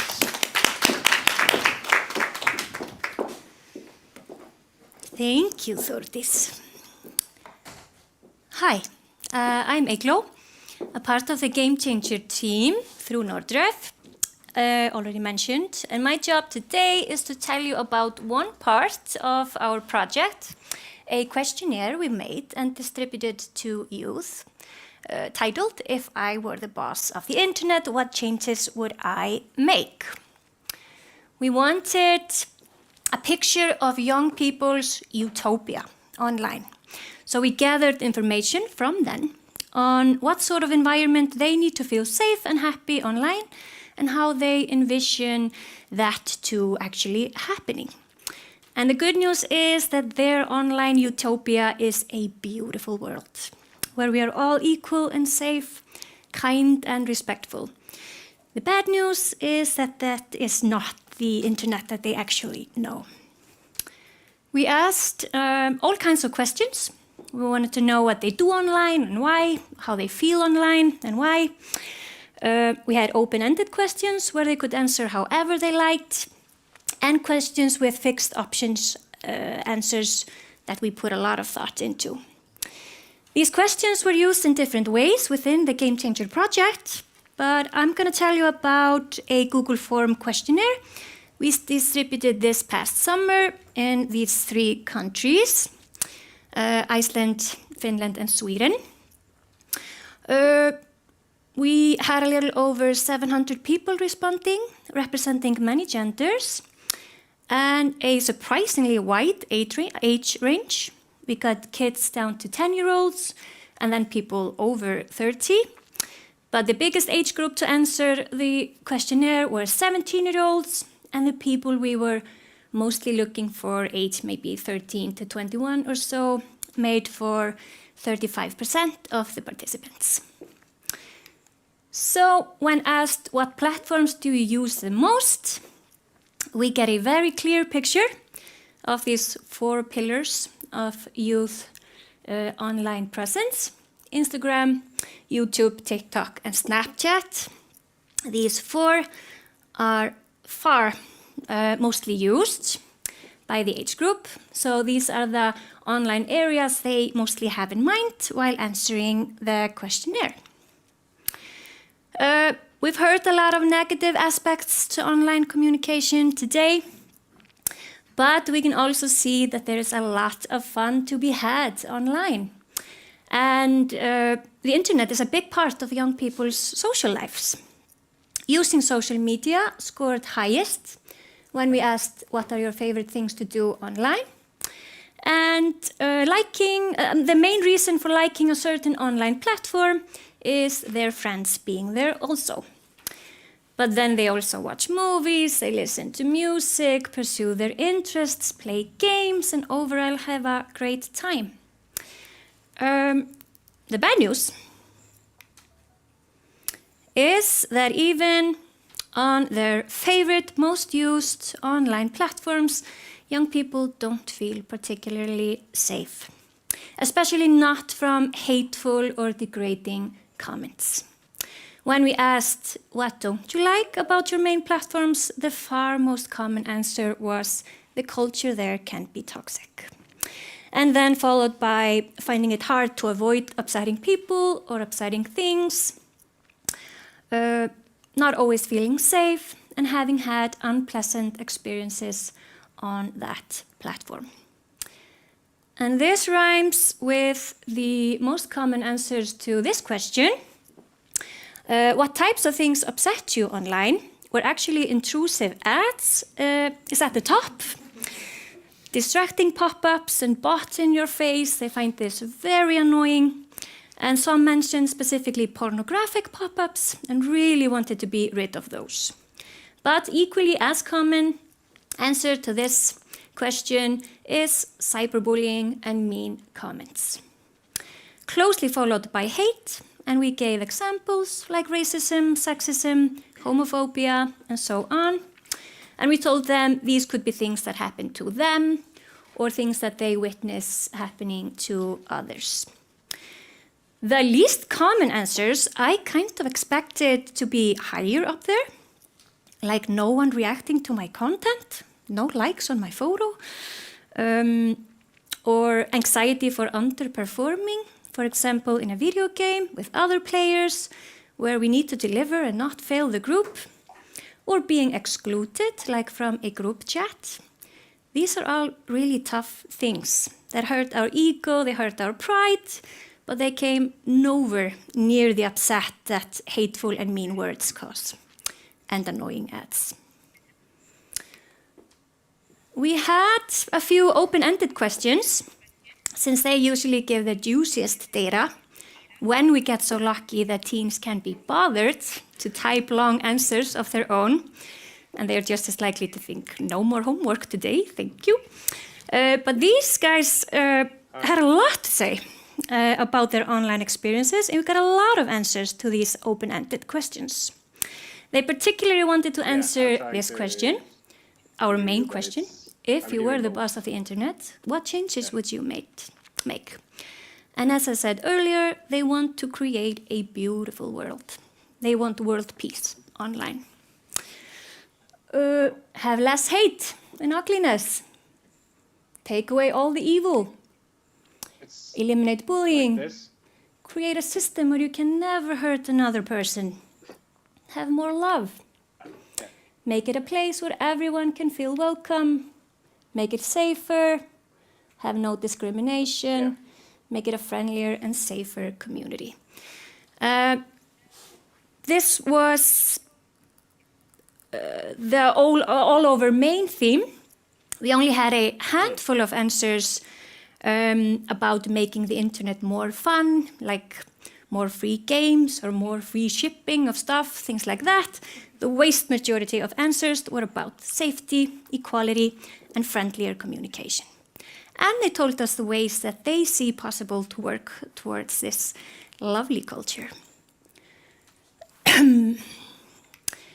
Sadly, some answers to the questionnaire showed absolute hopelessness.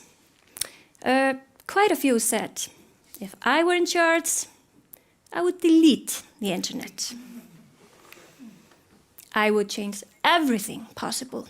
I would burn it to the ground and start again. I would ban smartphones, go back to the old Nokia button phones. I would ban social media. Just really hopeless. I don't even know where to start. I got a few of those. In another open-ended question we asked if, for one day, no upsetting things would happen online, would you do anything differently that day, knowing you would be safe? And we got answers like, this question doesn't really work because I can't even imagine being safe online. I don't have the brain power to imagine this. This feels completely impossible. A safe internet wouldn't be the internet. And no technical fixes would change the fact that humanity sucks. The problem is with people. So some of the comments get you down, but these are not the majority.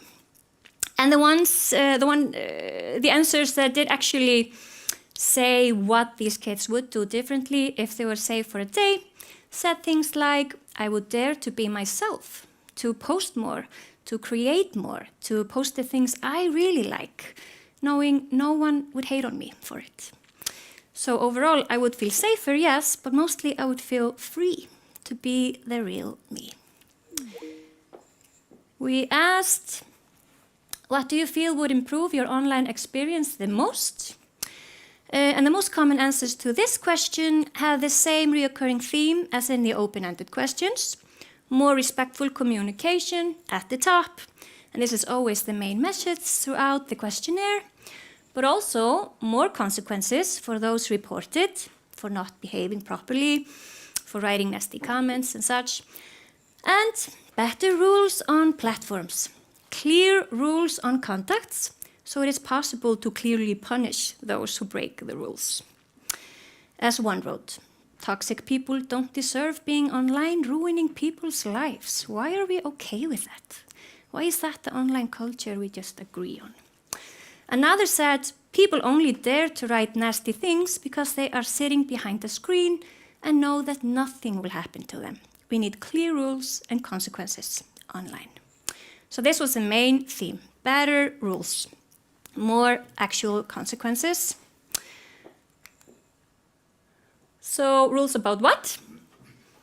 Anything, people, words, behavior that is mean, negative, hateful, nasty, ugly, abusive, racist, and so on, just to name a few of the words they used in answering the open-ended questions. So even though these are different people of different ages, from different countries, with different experiences and different vocabularies, they are all describing the same wish, that we rid the internet of hateful words and harmful behavior. So young people mostly want to be online. They want to use the internet for all kinds of social interaction, but without it being the wild, wild west, without any social structure of rules and consequences for harming others. And I think this one framed it really well, what the majority was trying to say. If I had the ability to just remove all the hate, I would, but I think a start is to set more concrete rules against hate and bullying. So to echo Annie from before, young people mostly have hope and they certainly have ideas. Starting with something concrete. Let's just have clear rules and consequences for rule breakers. Let's check out their ideas, the main themes, in answering this main question. If I were the boss of the internet, I would have better moderating. They ask for admins to have more control, better monitoring, filtering, and scanning for hateful, harmful words that should be banned. Some said it shouldn't be possible to write certain phrases, or they would get deleted right away, either by staff members whose job is to clean up the internet, or some AI bots, or each user would have more tools to remove unwanted content. So hateful stuff would either be removed straight away or made much harder to publish in the first place. Comment sections should be closely monitored, and some actually suggested no comments allowed anywhere ever. Let's just delete comment sections. One suggested a barrier with those trying to write hateful words. So if a filter would pick up on hateful words in an unpublished comments, that person would get a friendly reminder. Wait, do you actually want to post this? Giving that person a chance to reconsider. So this was a huge theme. Also, a better report system. They described reporting bad behavior from problematic users without anything happening. Or the reporting system being too complicated. And they wonder why have the possibility of reporting people if it leads to nothing. One said, you get the feeling that social media platforms don't really want to limit their users because it would take money away from them. So reporting doesn't actually mean a thing. They had different ideas about how consequences for those reported would look like, ranging from a lifelong ban from the internet to 3 strikes and then you get banned for a few days. Reported people having to pay a fine, or they lose certain online privileges, like you can only comment if your comment history is good. My absolute favorite one was those reported get sent a video explaining what they did wrong and how it harms others so they could learn from being reported. Teachers speaking, love this.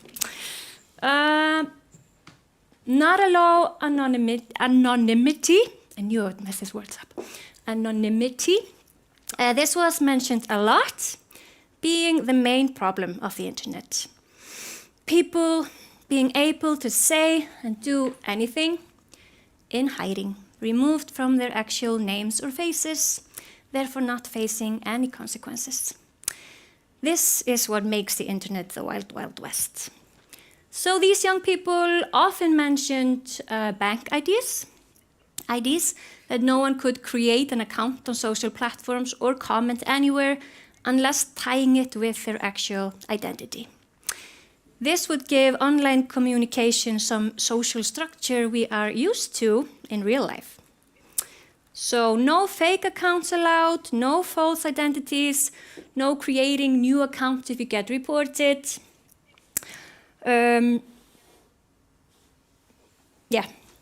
You enter the internet as yourself and have to stand by the things you say, just as everywhere else in life. And these ideas were also mentioned a lot in our next theme, protecting children from the internet, having a strict age limit.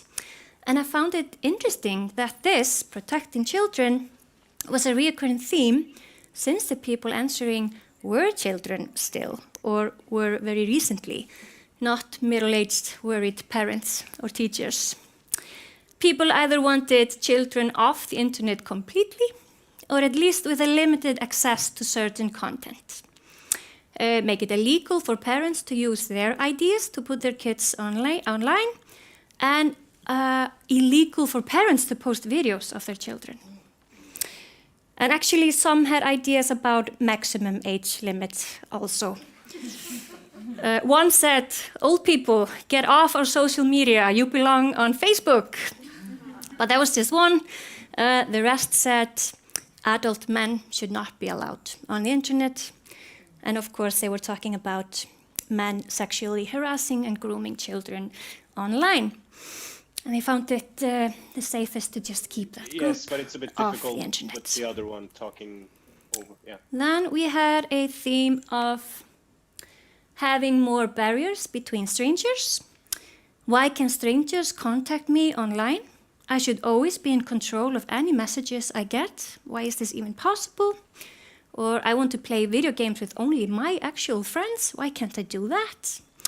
So overall, higher thresholds for strangers contacting teenagers and fewer opportunities to harass others. And finally, having adults online to turn to. We had answers like more presence of adult admins who enforce the rules, having many admins who are actually aware of what's going on, actual staff members to have a conversation with when things get rough and you don't want to talk to your parents about it, or even as one put it, bots disguised as friendly, helpful adults. Someone you can report to directly instead of just filling in a form that doesn't even have the appropriate wording for each case. So it's all pointless. We need actual people to take care of things and being there for us. I would love to read to you every comment we got in this questionnaire. I found it fascinating, but these are the main themes. So this is our kids' dream for the internet. More safety, more peace, more respect. And how could we not listen to that? Thank you. Eklo, before you leave, is there a chance we may pose a question to you? Is there a question in the audience? Yes, Johan? Maybe not a question, more of just showcasing how report systems and consequences can be flawed. Here. You're welcome. Yeah, it's more maybe of a telltale sign of how report systems are flawed and consequences. I used to receive like weekly or daily updates from Twitter, like here are a number of recommended tweets for you to check out or something. And I decided to report Elon Musk for some anti-trans tweet that he made. And I stopped receiving those emails. So instead of him having some consequences for his anti-trans agenda, I got almost barred from the platform instead. And I mean, that showcases how flawed the system is, basically. Mm-hmm. Thank you. And also, banning Elon Musk from the internet was actually quite a theme also. I actually have one quick question about, did you see any trends in terms of what girls suggested or didn't like or liked, as opposed to what boys suggested or didn't like or liked? There was actually surprisingly little gendered difference that I could pick up. The one I do remember was one question asked, where does troubling stuff online come from? And the girls were much more likely to say from other people, from strangers bothering me, and the boys were much likely to say annoying bots. So human problems, tech problems. Yes, we have another question. On one of the first slides, first of all, thank you so much for the whole presentation. It's an amazing data set. I hope you work more on it. On one of the first slides, you had how many boys, how many girls, and how many non-binaries. First of all, kudos for including non-binaries in the questionnaire. Way too few people do that. From ballpark, it was about the same amount of non-binaries as on the next slide, users or respondents who said, I like my online platform because I feel safe. Do you have comparative data who uses online platforms to feel safe as opposed to what they do in the physical world?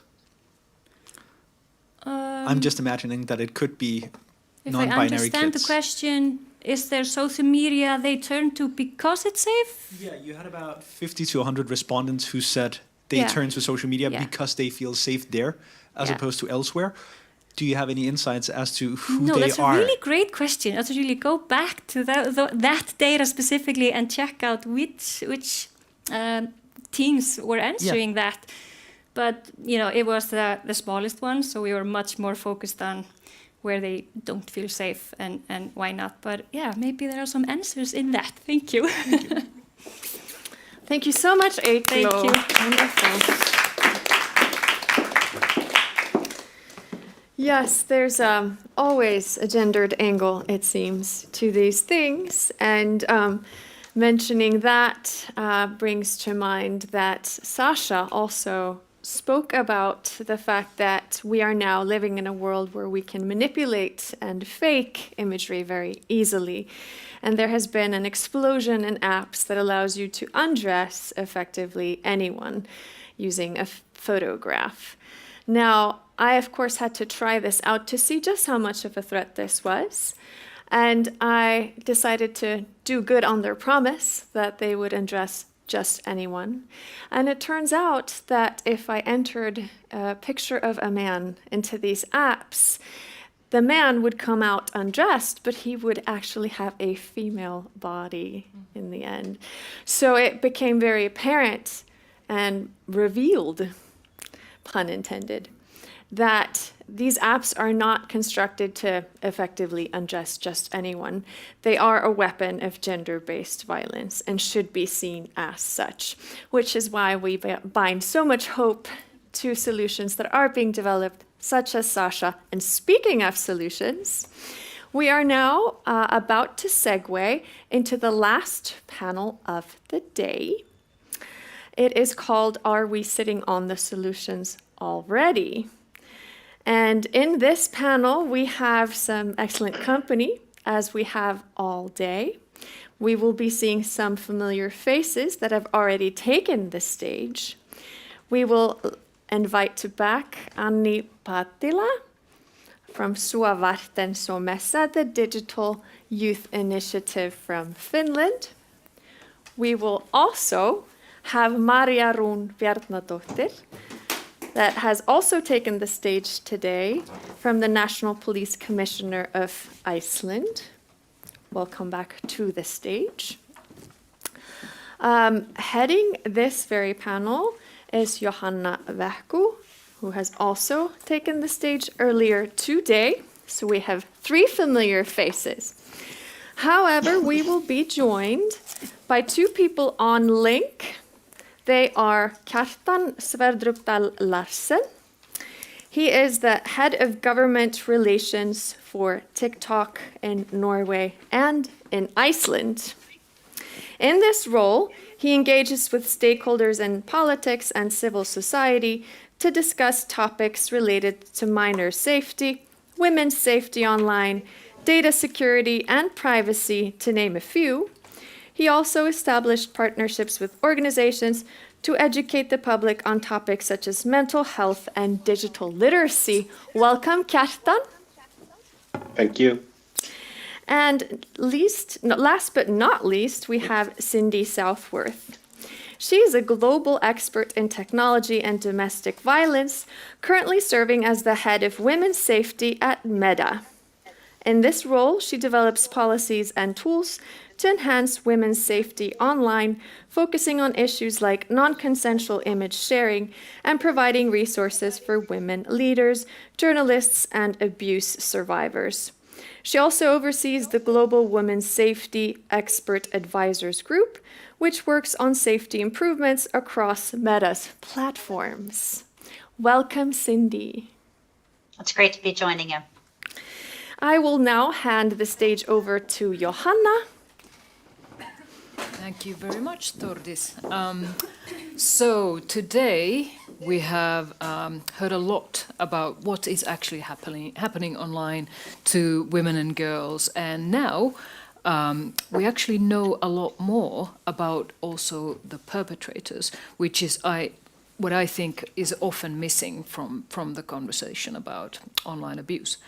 But the purpose of this last panel of the day is, if possible, supposed to create at least a sense of hope in solving some of these issues. And so I want to really start with talking about what kinds of tools we have at our disposal at the moment to combat online abuse. And at that, I'm gonna turn this to Cindy and Kjartan. But first, I want to just mention something that Anni said earlier today when Suovarten Somessa made a survey of kids and their experiences online, and 79% of them actually said that I believe there are several solutions to online abuse, and only 2% said that they don't believe there's anything we can do to eradicate online abuse or cyberbullying. So firstly, I want to turn the discussion to the platforms. So I want to ask you, Kjartan, first, and then Cindy to follow. What are your platforms, namely TikTok and then Meta platforms? What are you doing to combat online abuse of women and girls at the moment? We like to believe that we are doing a lot, but we can almost definitely do much more, and I'm hoping to discuss some more potential, get some input on solutions from the panel. But we invest heavily in trust and safety. That involves like moderation. We have AI that picks up on certain words. We have local moderation in place.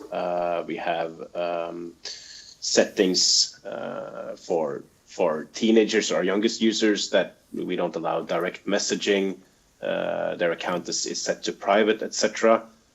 We also have family pairing and various other features. But I think it's also important to remember that we can do a lot on the platforms, but this is an issue that expands outside of platforms as well, because the mindset that you have on the platform is unfortunately something you have outside of the platform as well, if that makes sense. So we need to work closely with civil society, such as the ones on the panel, and other organizations as well, to come up with good solutions to make our platforms a safe space for all the users. Thank you. And over to you, Cindy. Thank you so much. Working to change cultural norms, working to change and end violence against women offline, online, on the street, in our workplaces, in every place that we live our lives is what really drew me to joining Meta. I had worked for 30 years in the nonprofit NGO sector, working to end gender-based violence before I joined the company 4 years ago. And one of the things that drew me to joining Meta was the work that we are doing to end intimate image abuse, and seeing how prevalent this was in all spaces, and how the company was really taking an industry-leading role in working to combat it. And so some of the things that we're doing, everything from reactive hashing, so that you only have to report an image once online on our platforms, and then we'll create a unique hash of it so that you don't have to keep reporting that same image over and over, to developing and funding StopNCII.org and its sister project, Take It Down, or .nicmic.org for people under the age of 18, which I'm going to guess, Maria, you've already talked about today. I'm based in Washington, D.C., so the day started at 2 a.m. my time, and unfortunately I missed parts of it. But I can chat a bit more about it if it hasn't been covered in depth. You can actually, Maria, because we've sort of touched upon those, but not really in depth. Okay, perfect. I don't want to be duplicative, but the way that StopNCII.org and TakeItDown.nicmic.org work is you go to those websites with your content, if you have it. So if you took some intimate images with perhaps a dating partner and you're worried they might show up on platforms, you go to that website, and on your device, so you never actually, the images never leave your device, you create a unique hash, which is a string of letters and numbers. And then the only thing that leaves your device is that hash, the string of letters and numbers. And TikTok is part of it. All of the Threads, Instagram, Facebook is part of it. Reddit, OnlyFans, all sorts of platforms are part of stopnci.org. You can go to the website and see which companies are participating, and more are joining every day. But the hash is what leaves your device, not that sensitive imagery, because nobody wants to share content like that. It's very personal. So it's the private image or the private video stays on your device. The only thing that leaves is that string of letters and numbers, that hash. It's like a digital fingerprint. That goes to the nonprofit that runs this initiative, and then that hash goes to the current 12 participating platforms, including TikTok and the Meta platforms and a bunch of others. And then if your ex or somebody else tries to upload that image, there'll be a match. We'll review it the first time to make sure it truly is NCII and it's not somebody trying to censor a woman running for president, Congress, Parliament, and trying to misuse this incredible tool. Once we confirm that it is NCII, we'll note that in the data set so it doesn't have to be reviewed the next time. And then we'll block it and make sure it's not posted on our platforms. And so people can sleep better at night. And so for me, the success of it isn't just the number of times we block content, which is impressive. The success is people sleeping better at night and feeling that they've taken control of their imagery. So that for me is, we're doing all sorts of things, and I could talk a lot about how we're doing, nudity blurring, and we're doing all sorts of other cross-industry things, but I'm going to take a pause and turn it back to the panel. Thank you so much. Thank you. I want to turn the discussion to you, Anni, because as we've heard today before, you are working with children and young people exactly where they are using the internet and social media. So what does this response from the representatives of the platform sound to you? Does this represent the reality that you encounter when you work with young people and children? What is the picture that their experience paints to you about using the platforms? I'm so glad you started the panel by addressing the platforms, because I've worked in violence prevention for the past 15 plus years in 3 different countries, and for the past 5 years with this Digital Youth Initiative. And sometimes I find that the conversation gets stuck in one of the, sort of at one end of the stage. I believe the solution to all this is trifold, right? So there are the perpetrators who come from all different kinds of backgrounds. There are the teens who don't know, haven't gotten enough sexuality education, and they don't know they're hurting others. And at the other end of the spectrum, there are criminals who are seeking profit. There are adults molesting children online. Then at one end of the stage, there are the children and their guardians, educators, who should be educated more, who should know their rights online, who should have more digital safety skills. And then one end of the triangle there is the platforms. And that's what kids regularly bring up, as we heard in the previous presentation. And what we know from research is that platforms are doing a lot, but I think the industry standard is not where it's supposed to be. I mean, when there's a Finnish NGO called Protect Children, and they have been conducting groundbreaking research on Tor networks. They've so far surveyed 30,000 CSAM, child sexual abuse material users. And those users have told them that 70% of the users said they found child sexual abuse material online on surface web. So meaning social media platforms and pornography websites. And as we've heard here, it takes on Pornhub, for example, it usually takes about 15 reports to flag something and for something to be pulled down. So imagine if that is your child being abused on that platform. It's a massive effort to take illegal content down, and this is what we hear from kids as well. Their images are being shared still daily. So I'm really curious to be here discussing the solutions and hearing the platform sort of also hearing your ideas of how could we make the internet safer for our children.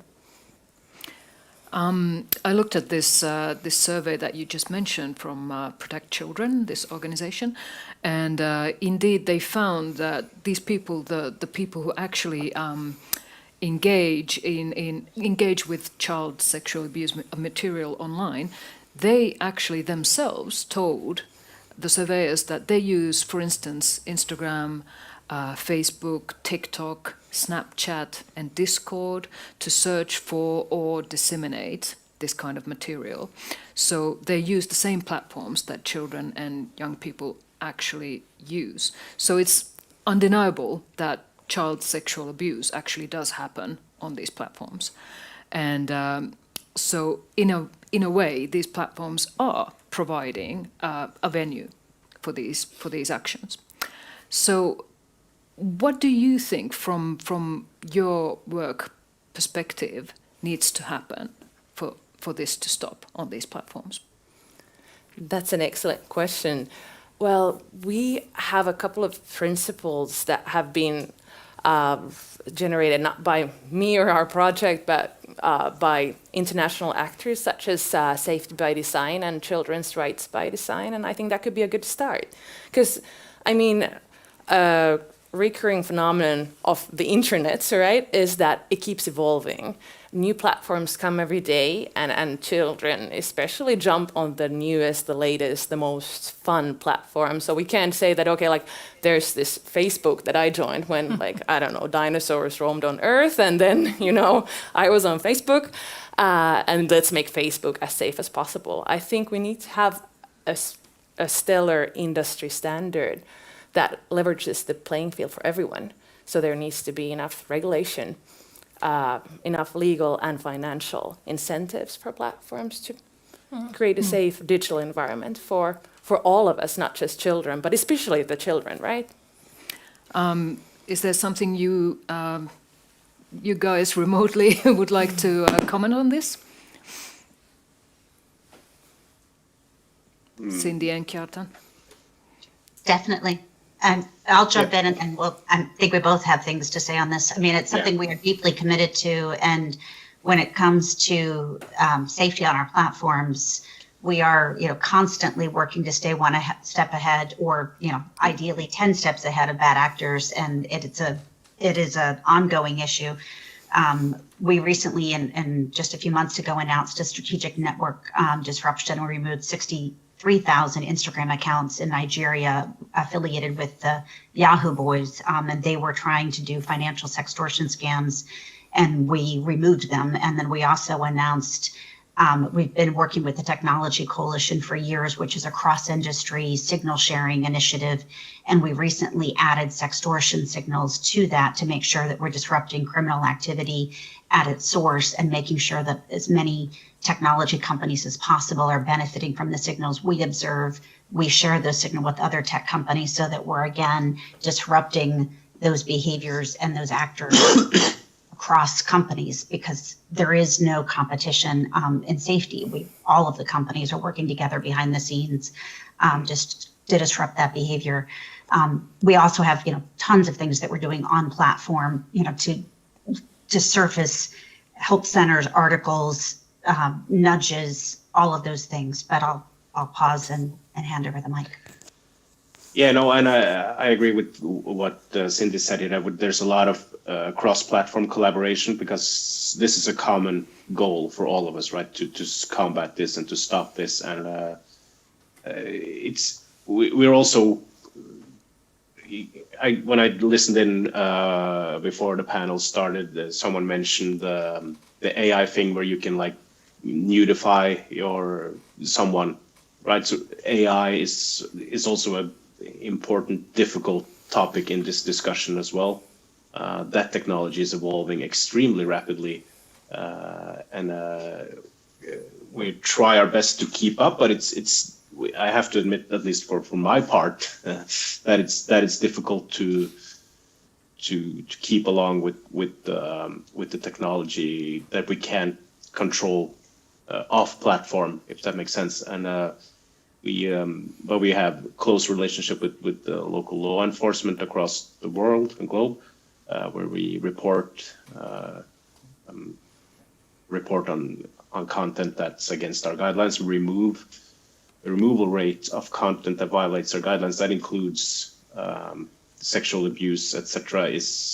We publish that openly, and I think it's about 80-90% is removed before it's even reached the feed, and the remaining part is taken down within 24 hours. Ideally, it should be 100% right, but it's nuances, it's context, and I'm going to stop it there, and I hope to get some more input on what we could do better from the panel moving forward. Thank you. We'll certainly get back into the technology solutions and also regulation, also AI, but I want to turn to Maria.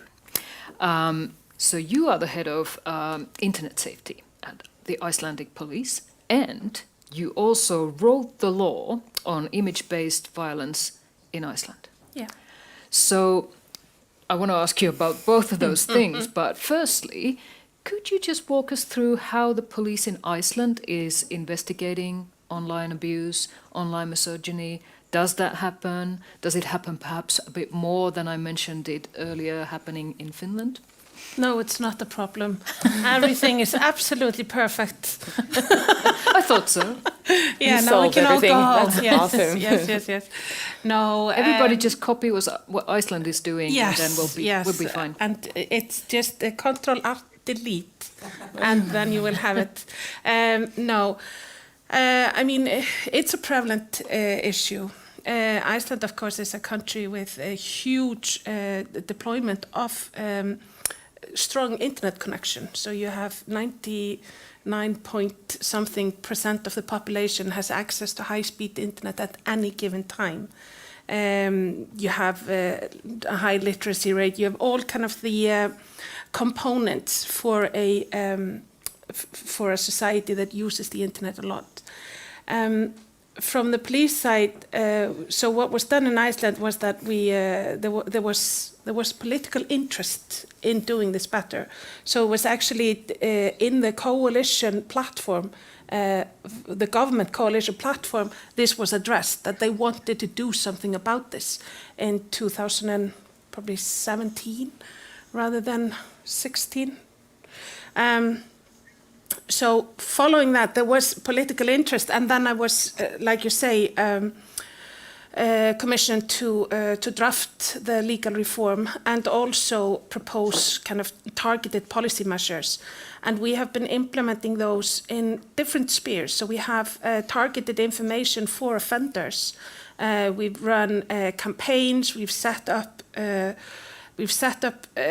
program so that you can seek assistance if you're worried about what kind of material you're consuming, or if you are viewing child abuse material, for example. You can go to the service and you can have help. So we're trying to kind of, make, on the demand side, so to say, try to work on it there. And then on the other side, we have a huge prevention campaign that has been rolled out. We have police officers that are active, community police officers, both on the internet, playing games, setting up a Discord server, being available on Instagram, and also going out to the schools. So we had 10 police officers, and it's not a coincidence, most of them were male, and most of them kind of wear a t-shirt with tattoos, and kind of we made an effort to make it so that these were men, police officers that did not kind of fall into the image of so we made an effort so that it was like a typical kind of big man, kind of policeman talking about soft things, because they're not soft, aren't they? Because they are really hard and difficult. So they visited over, I think it was thousands of children that they visited. And we've run a lot of preventive material. And then we kind of assessed how we investigate these cases. So we have trained, so every single police officer in Iceland has had training in how to deal with these kind of cases. We do this systematically in the foundational training at the police university. And also all police officers that work with investigation have had the opportunity to do training after they graduated. We changed the way that we investigate, so the protocols are taking shorter time. We We have been taking a different approach to gather the evidence, for example, using different means in order to make the process go faster. And then we made a concerted effort to support victims. And a part of that, for example, was that Cindy gave training for all of the staff at women's shelters, for example. So kind of, we've also been working just like as a bridging between different partners and building partnerships. And like, for example, we have been collaborating with Pornhub. And it's a strange thing to have an email from David at Pornhub. Like, haven't seen you in a while, but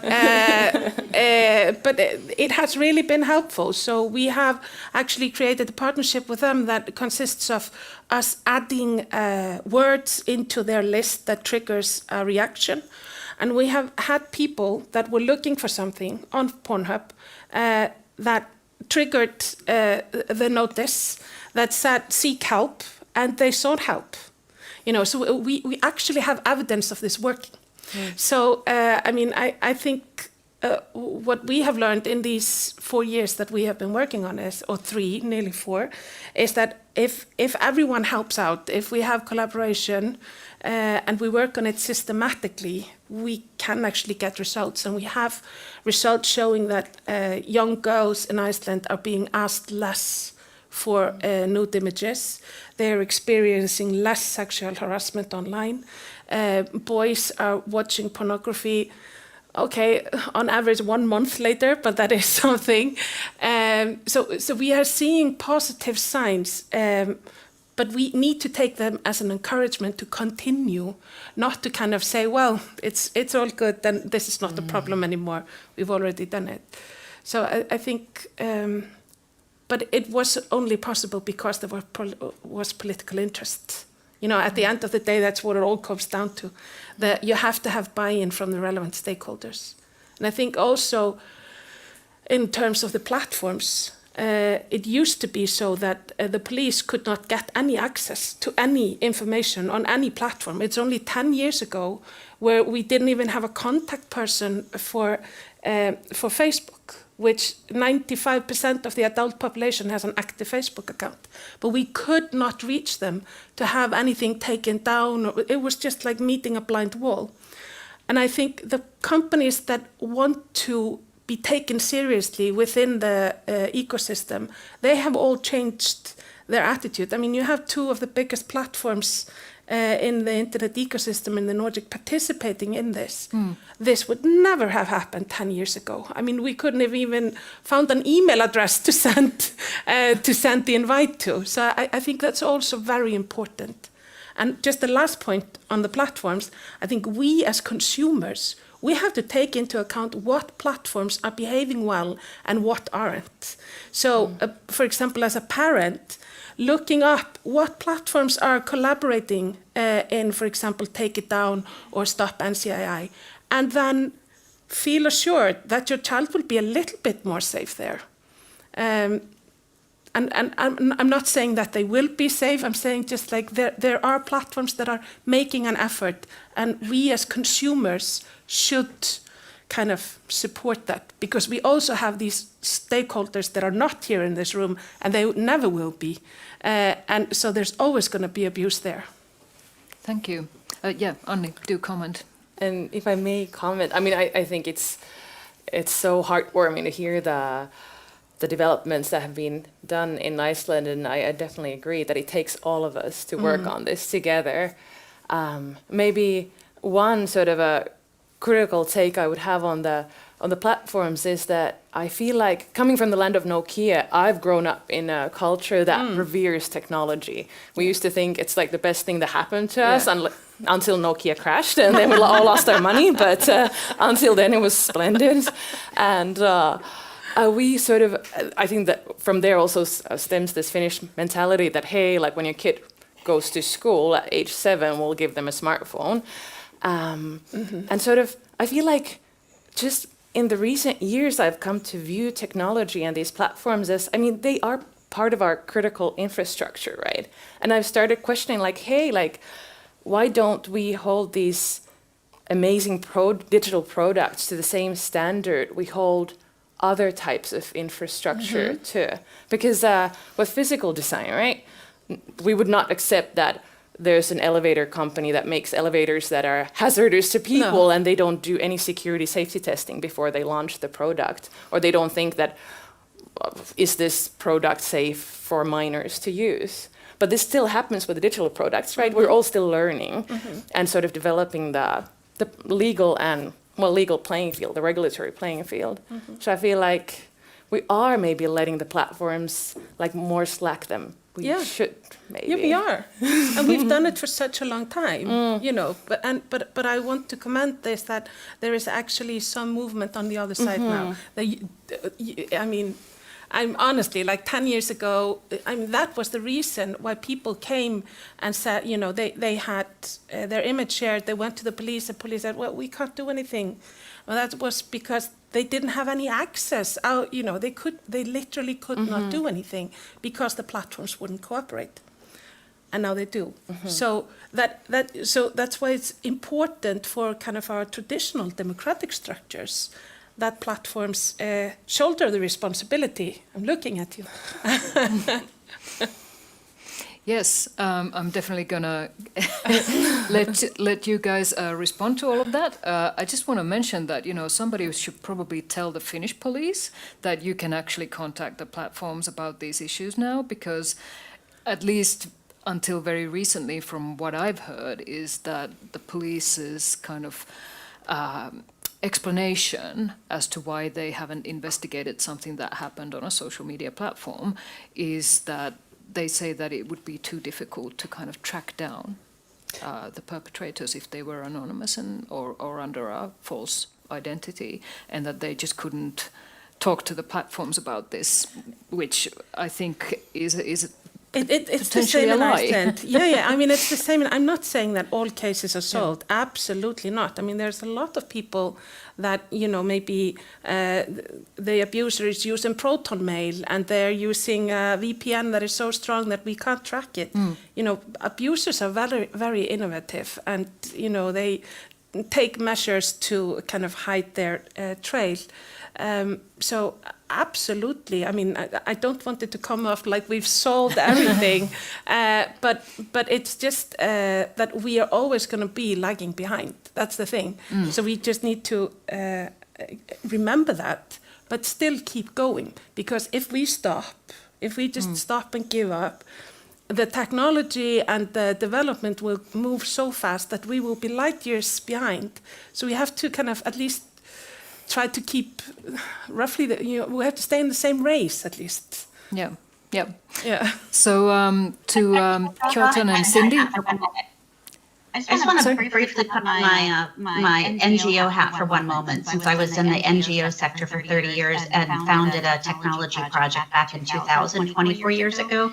And my experience for those 24 years working in the nonprofit sector on a technology project is that so many abusers and stalkers and perpetrators don't use Proton Mail. They don't cover their tracks because they feel entitled and they feel that they're allowed to do these harms. And so I would encourage all of us that are part of this conference today to come together, cross industry, do that public-private partnership with academics, nonprofits, platforms, civil society, criminal justice, civil justice, and hold offenders accountable when they make deliberate choices to cause harm.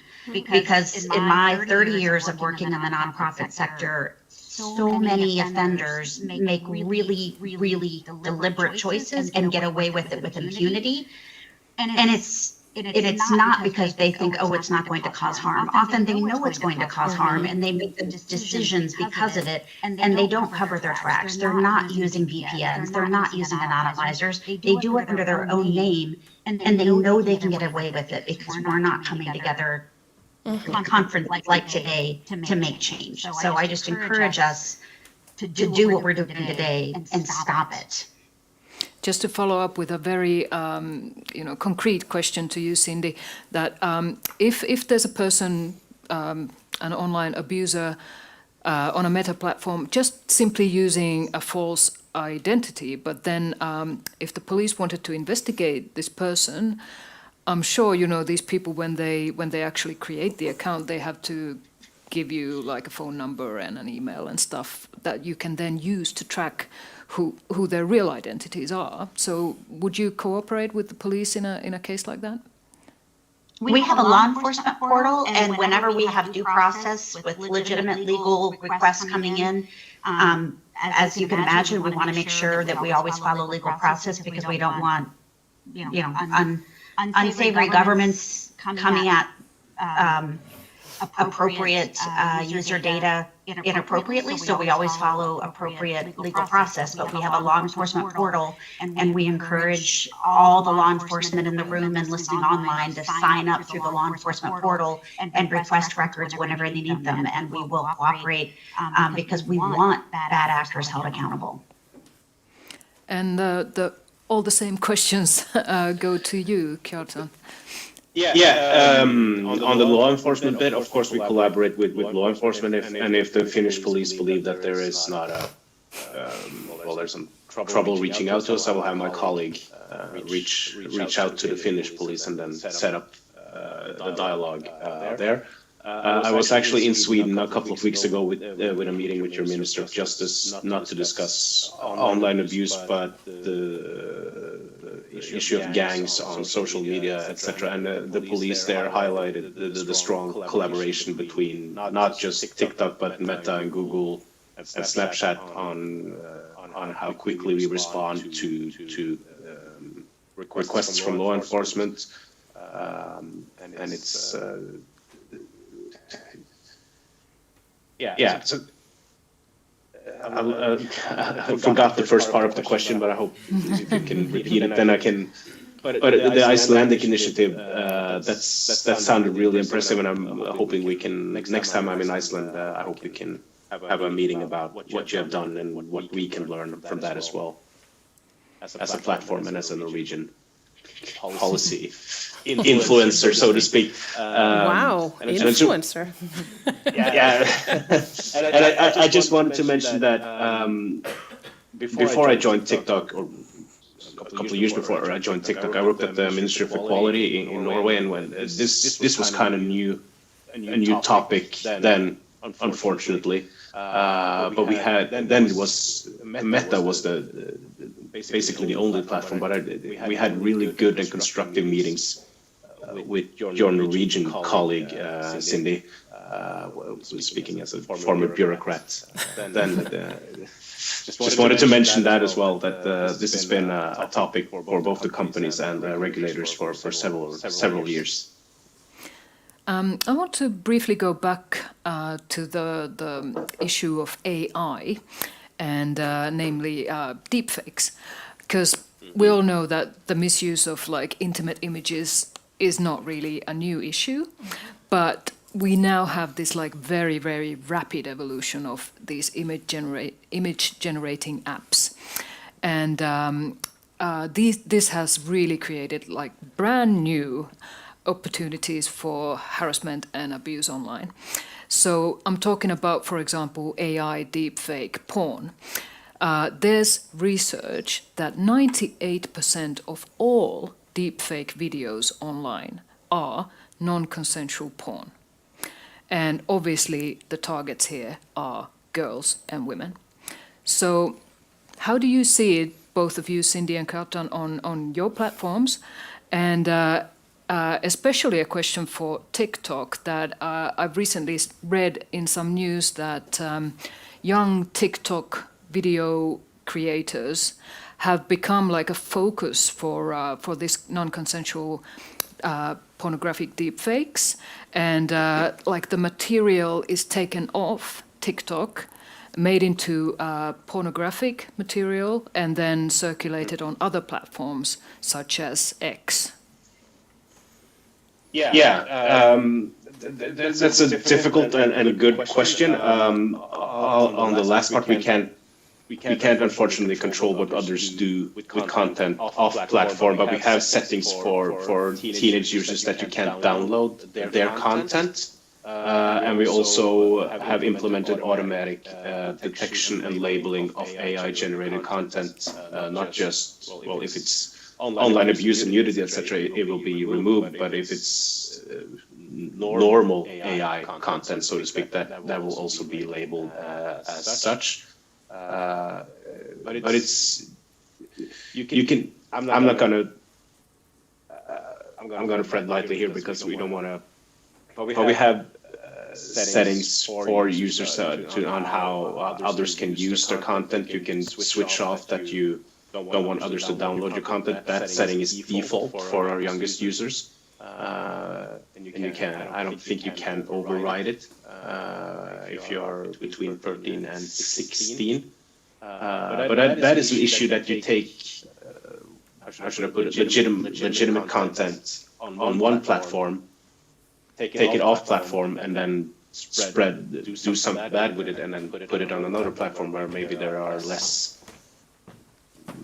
moderation and guidelines in place. So I don't think I have a answer with 2 lines under it on how to combat that, but we try to do a lot, but it's difficult to control what goes on off or our platform, if that makes sense. And Cindy, would you like to touch on the topic of AI deepfakes? I can talk about what we're doing on multiple fronts. We've been addressing what's sort of called synthetic or inauthentic, non-consensual intimate image abuse since before I joined the company, and I joined in 2020. So long before it was sort of a trending topic, we've been addressing synthetic NCII, and that's just under our standard NCII definition. So we treat authentic and synthetic NCII the same under our adult sexual exploitation policy. So whether somebody is concerned about actual NCII or manipulated NCI, we will treat it the same under that policy. In addition, under our NCI policy, we also recently clarified that we also prohibit ads and services that promote or create NCI, what some people call nudify apps or services. So we don't allow ads for those or the promotion of services or apps that create it. So we'll remove those ads, we'll remove organic content where people are saying, hey, you can create you can nudify someone, because that is absolutely not allowed because it's creating NCII. And so we're working to remove that content anytime we're made aware of it. We're looking for it very, very aggressively ourselves, because as we all talked about how harmful that is. And then some other things that we have under our bullying and harassment policies, we have a policy that was sexually degrading photoshopped imagery. We're renaming that because, as you might imagine, anything called photoshopped dates us a little bit. So we're tweaking the title of that policy because we've had it for a few years now, and so we're just tweaking the title of it, but the heart of it, which is we know that there's sexually degrading imagery, and it's often gendered, and it's harmful, and it's beyond deepfake porn. And it can be just degrading and sexually harassing, and it tends to be targeted at women public figures, people running for office. And we want that policy to be broader than our NCI policy, because there's some criteria for NCI that are more narrow. And so the bullying and harassment policy is more broad. You don't have to be the person in the image to report it. It doesn't have a consent element. Anybody can report that content, and we'll remove it. So we intentionally have them separated because we want to be able to enforce them differently. And so we're trying to get at it in different ways. We also have policies around nudity, near nudity, sexual activity. So if somebody has used AI to create an image that is showing nudity or near nudity and blatant sexual activity, whether it's authentic or inauthentic, we're removing that content. And our classifiers for nudity actually tend to be some of our strongest classifiers and machine learning that we run. And so except for right after I joined the company, we accidentally took down a picture of Walla Walla onions, and that was an embarrassing moment that the news picked up on. But generally, they tend to be really strong classifiers, and they're catching the right content and removing it before anyone reports it to us, and before anyone sees it. So that's the ideal, is that we're removing harmful content before anyone sees it and reports it to us. So we're getting at this very complicated issue from a multitude of ways, but it is complicated, and we're striving every day to do better at it. Thank you. Anni? Actually, I had a question, if that's okay. Sure. I would be curious to hear what you think are the sort of lowest hanging fruits we could pick when it comes to technology and safety regarding image-based abuse and the abuse of children, because I come from the field of digital youth work, and some of the really simple questions our youth ask me are like, why can't TikTok get its moderation to actually work? Why don't reports work? Because at least in the minority language, I don't know if you recognize the same problem in Icelandic, is that if you say, people use the N-word, the slur, a lot on TikTok, and you just exchange one I with the number one, and it passes, like it doesn't hit any of the, it doesn't evoke any of the triggers, thank you. That's one question kids ask me every day. Another question is age limits, like why aren't age limits actually enforced, and why aren't there strict safety regulations? Say like, well, kids ask me every day, why can adult men contact me via private messaging? Because I'm just a kid, this is not supposed to happen. And maybe the third question is that I get asked is, why are there so many anonymous accounts allowed that can spew hate and sexualizing content online? Yeah, I was going to conclude the panel by asking, like, if you were the boss of the internet, like, what would you do? But maybe that's slightly too large, and maybe the lowest hanging fruit is something that we can actually reach in this sort of couple of minutes that we have left. So for me, I think the lowest hanging fruit would be that on Facebook Messenger, I would be allowed to set it so that strangers cannot message me just by knowing my name. Because for my middle-aged generation, Facebook Messenger is the place where the abusive messaging arrives. So why is it that an abuser only needs to know my name and doesn't even have to bother to like try and Google my email or something, which might give them pause for thinking if it's smart to send me a message. But on Facebook Messenger, they only need to know my name and they can send me whatever they want. So why is there not a setting to prevent this? That's my lowest hanging fruit. I will let Maria answer that one as well, and then Cindy and Kjartan. It's a hard one, isn't it? I've been thinking all the time that you were talking, and I'm not exactly sure, but I think it must be, especially when we're talking about AI and kind of the use of it, because technology, AI, platforms, anything, it is all run by people at the end of the day, so it's not only about the regulatory framework, it's also about the normative framework and the cultural framework. And I think, again, like being a lawyer, saying that is counterproductive, but no, it's not counterproductive, I think it's productive.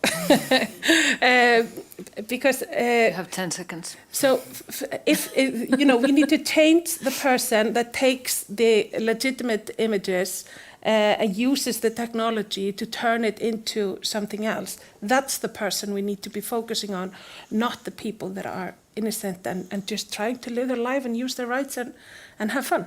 Exactly. And then concluding remarks from Kjartan and Cindy. Both of you have about half a minute.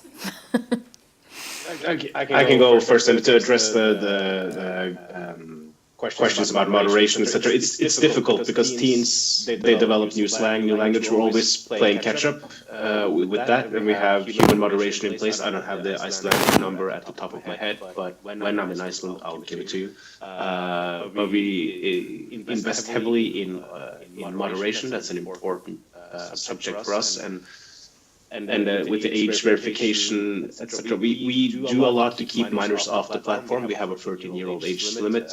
Each quarter, we remove around 20 million accounts that we suspect to be under 13. But I don't have. Now I think I have 5 seconds left, and that's not enough time to discuss all the pros and cons of age verification. But that's a really important discussion as well. That should be a panel on its own.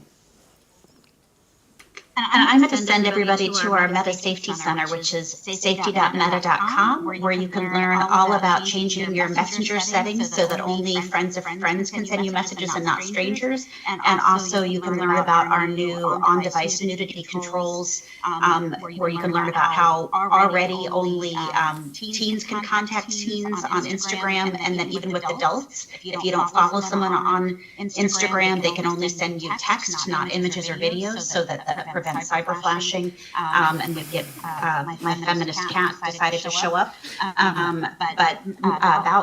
Safety.meta.com has all the tools, all the features, our intimate image abuse, stop NCI, takeitdown.nicnic.org, and so many more things. Thanks so much for having me. Thank you so much. I'm afraid we have to conclude the panel here.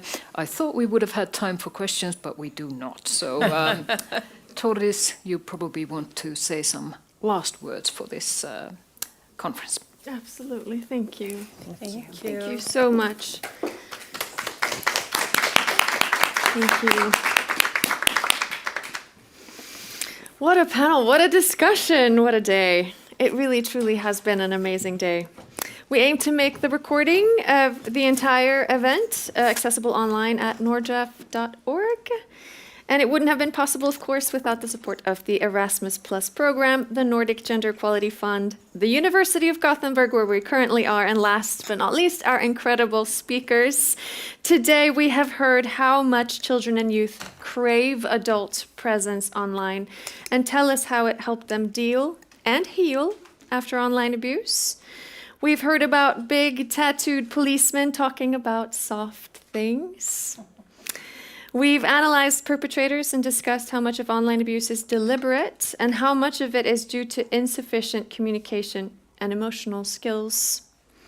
We've learned about an eggplant that invites users to chat about nude pics and how they feel about them. We've had the pleasant experience of being photobombed by Cindy Southworth's cat.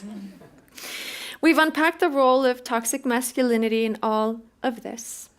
And we have looked back in time to when women who had a voice and who claimed space in the world were burned as witches. And I would like to think that today's game changers are the descendants of the witches that they didn't manage to burn. So thank you so much, everyone, for contributing to today's magic. On behalf of the Game Changer Project, we are only beginning. We have received some more funding to make some more noise. So stay tuned. As the fight continues, we will ride at dawn. Thank you.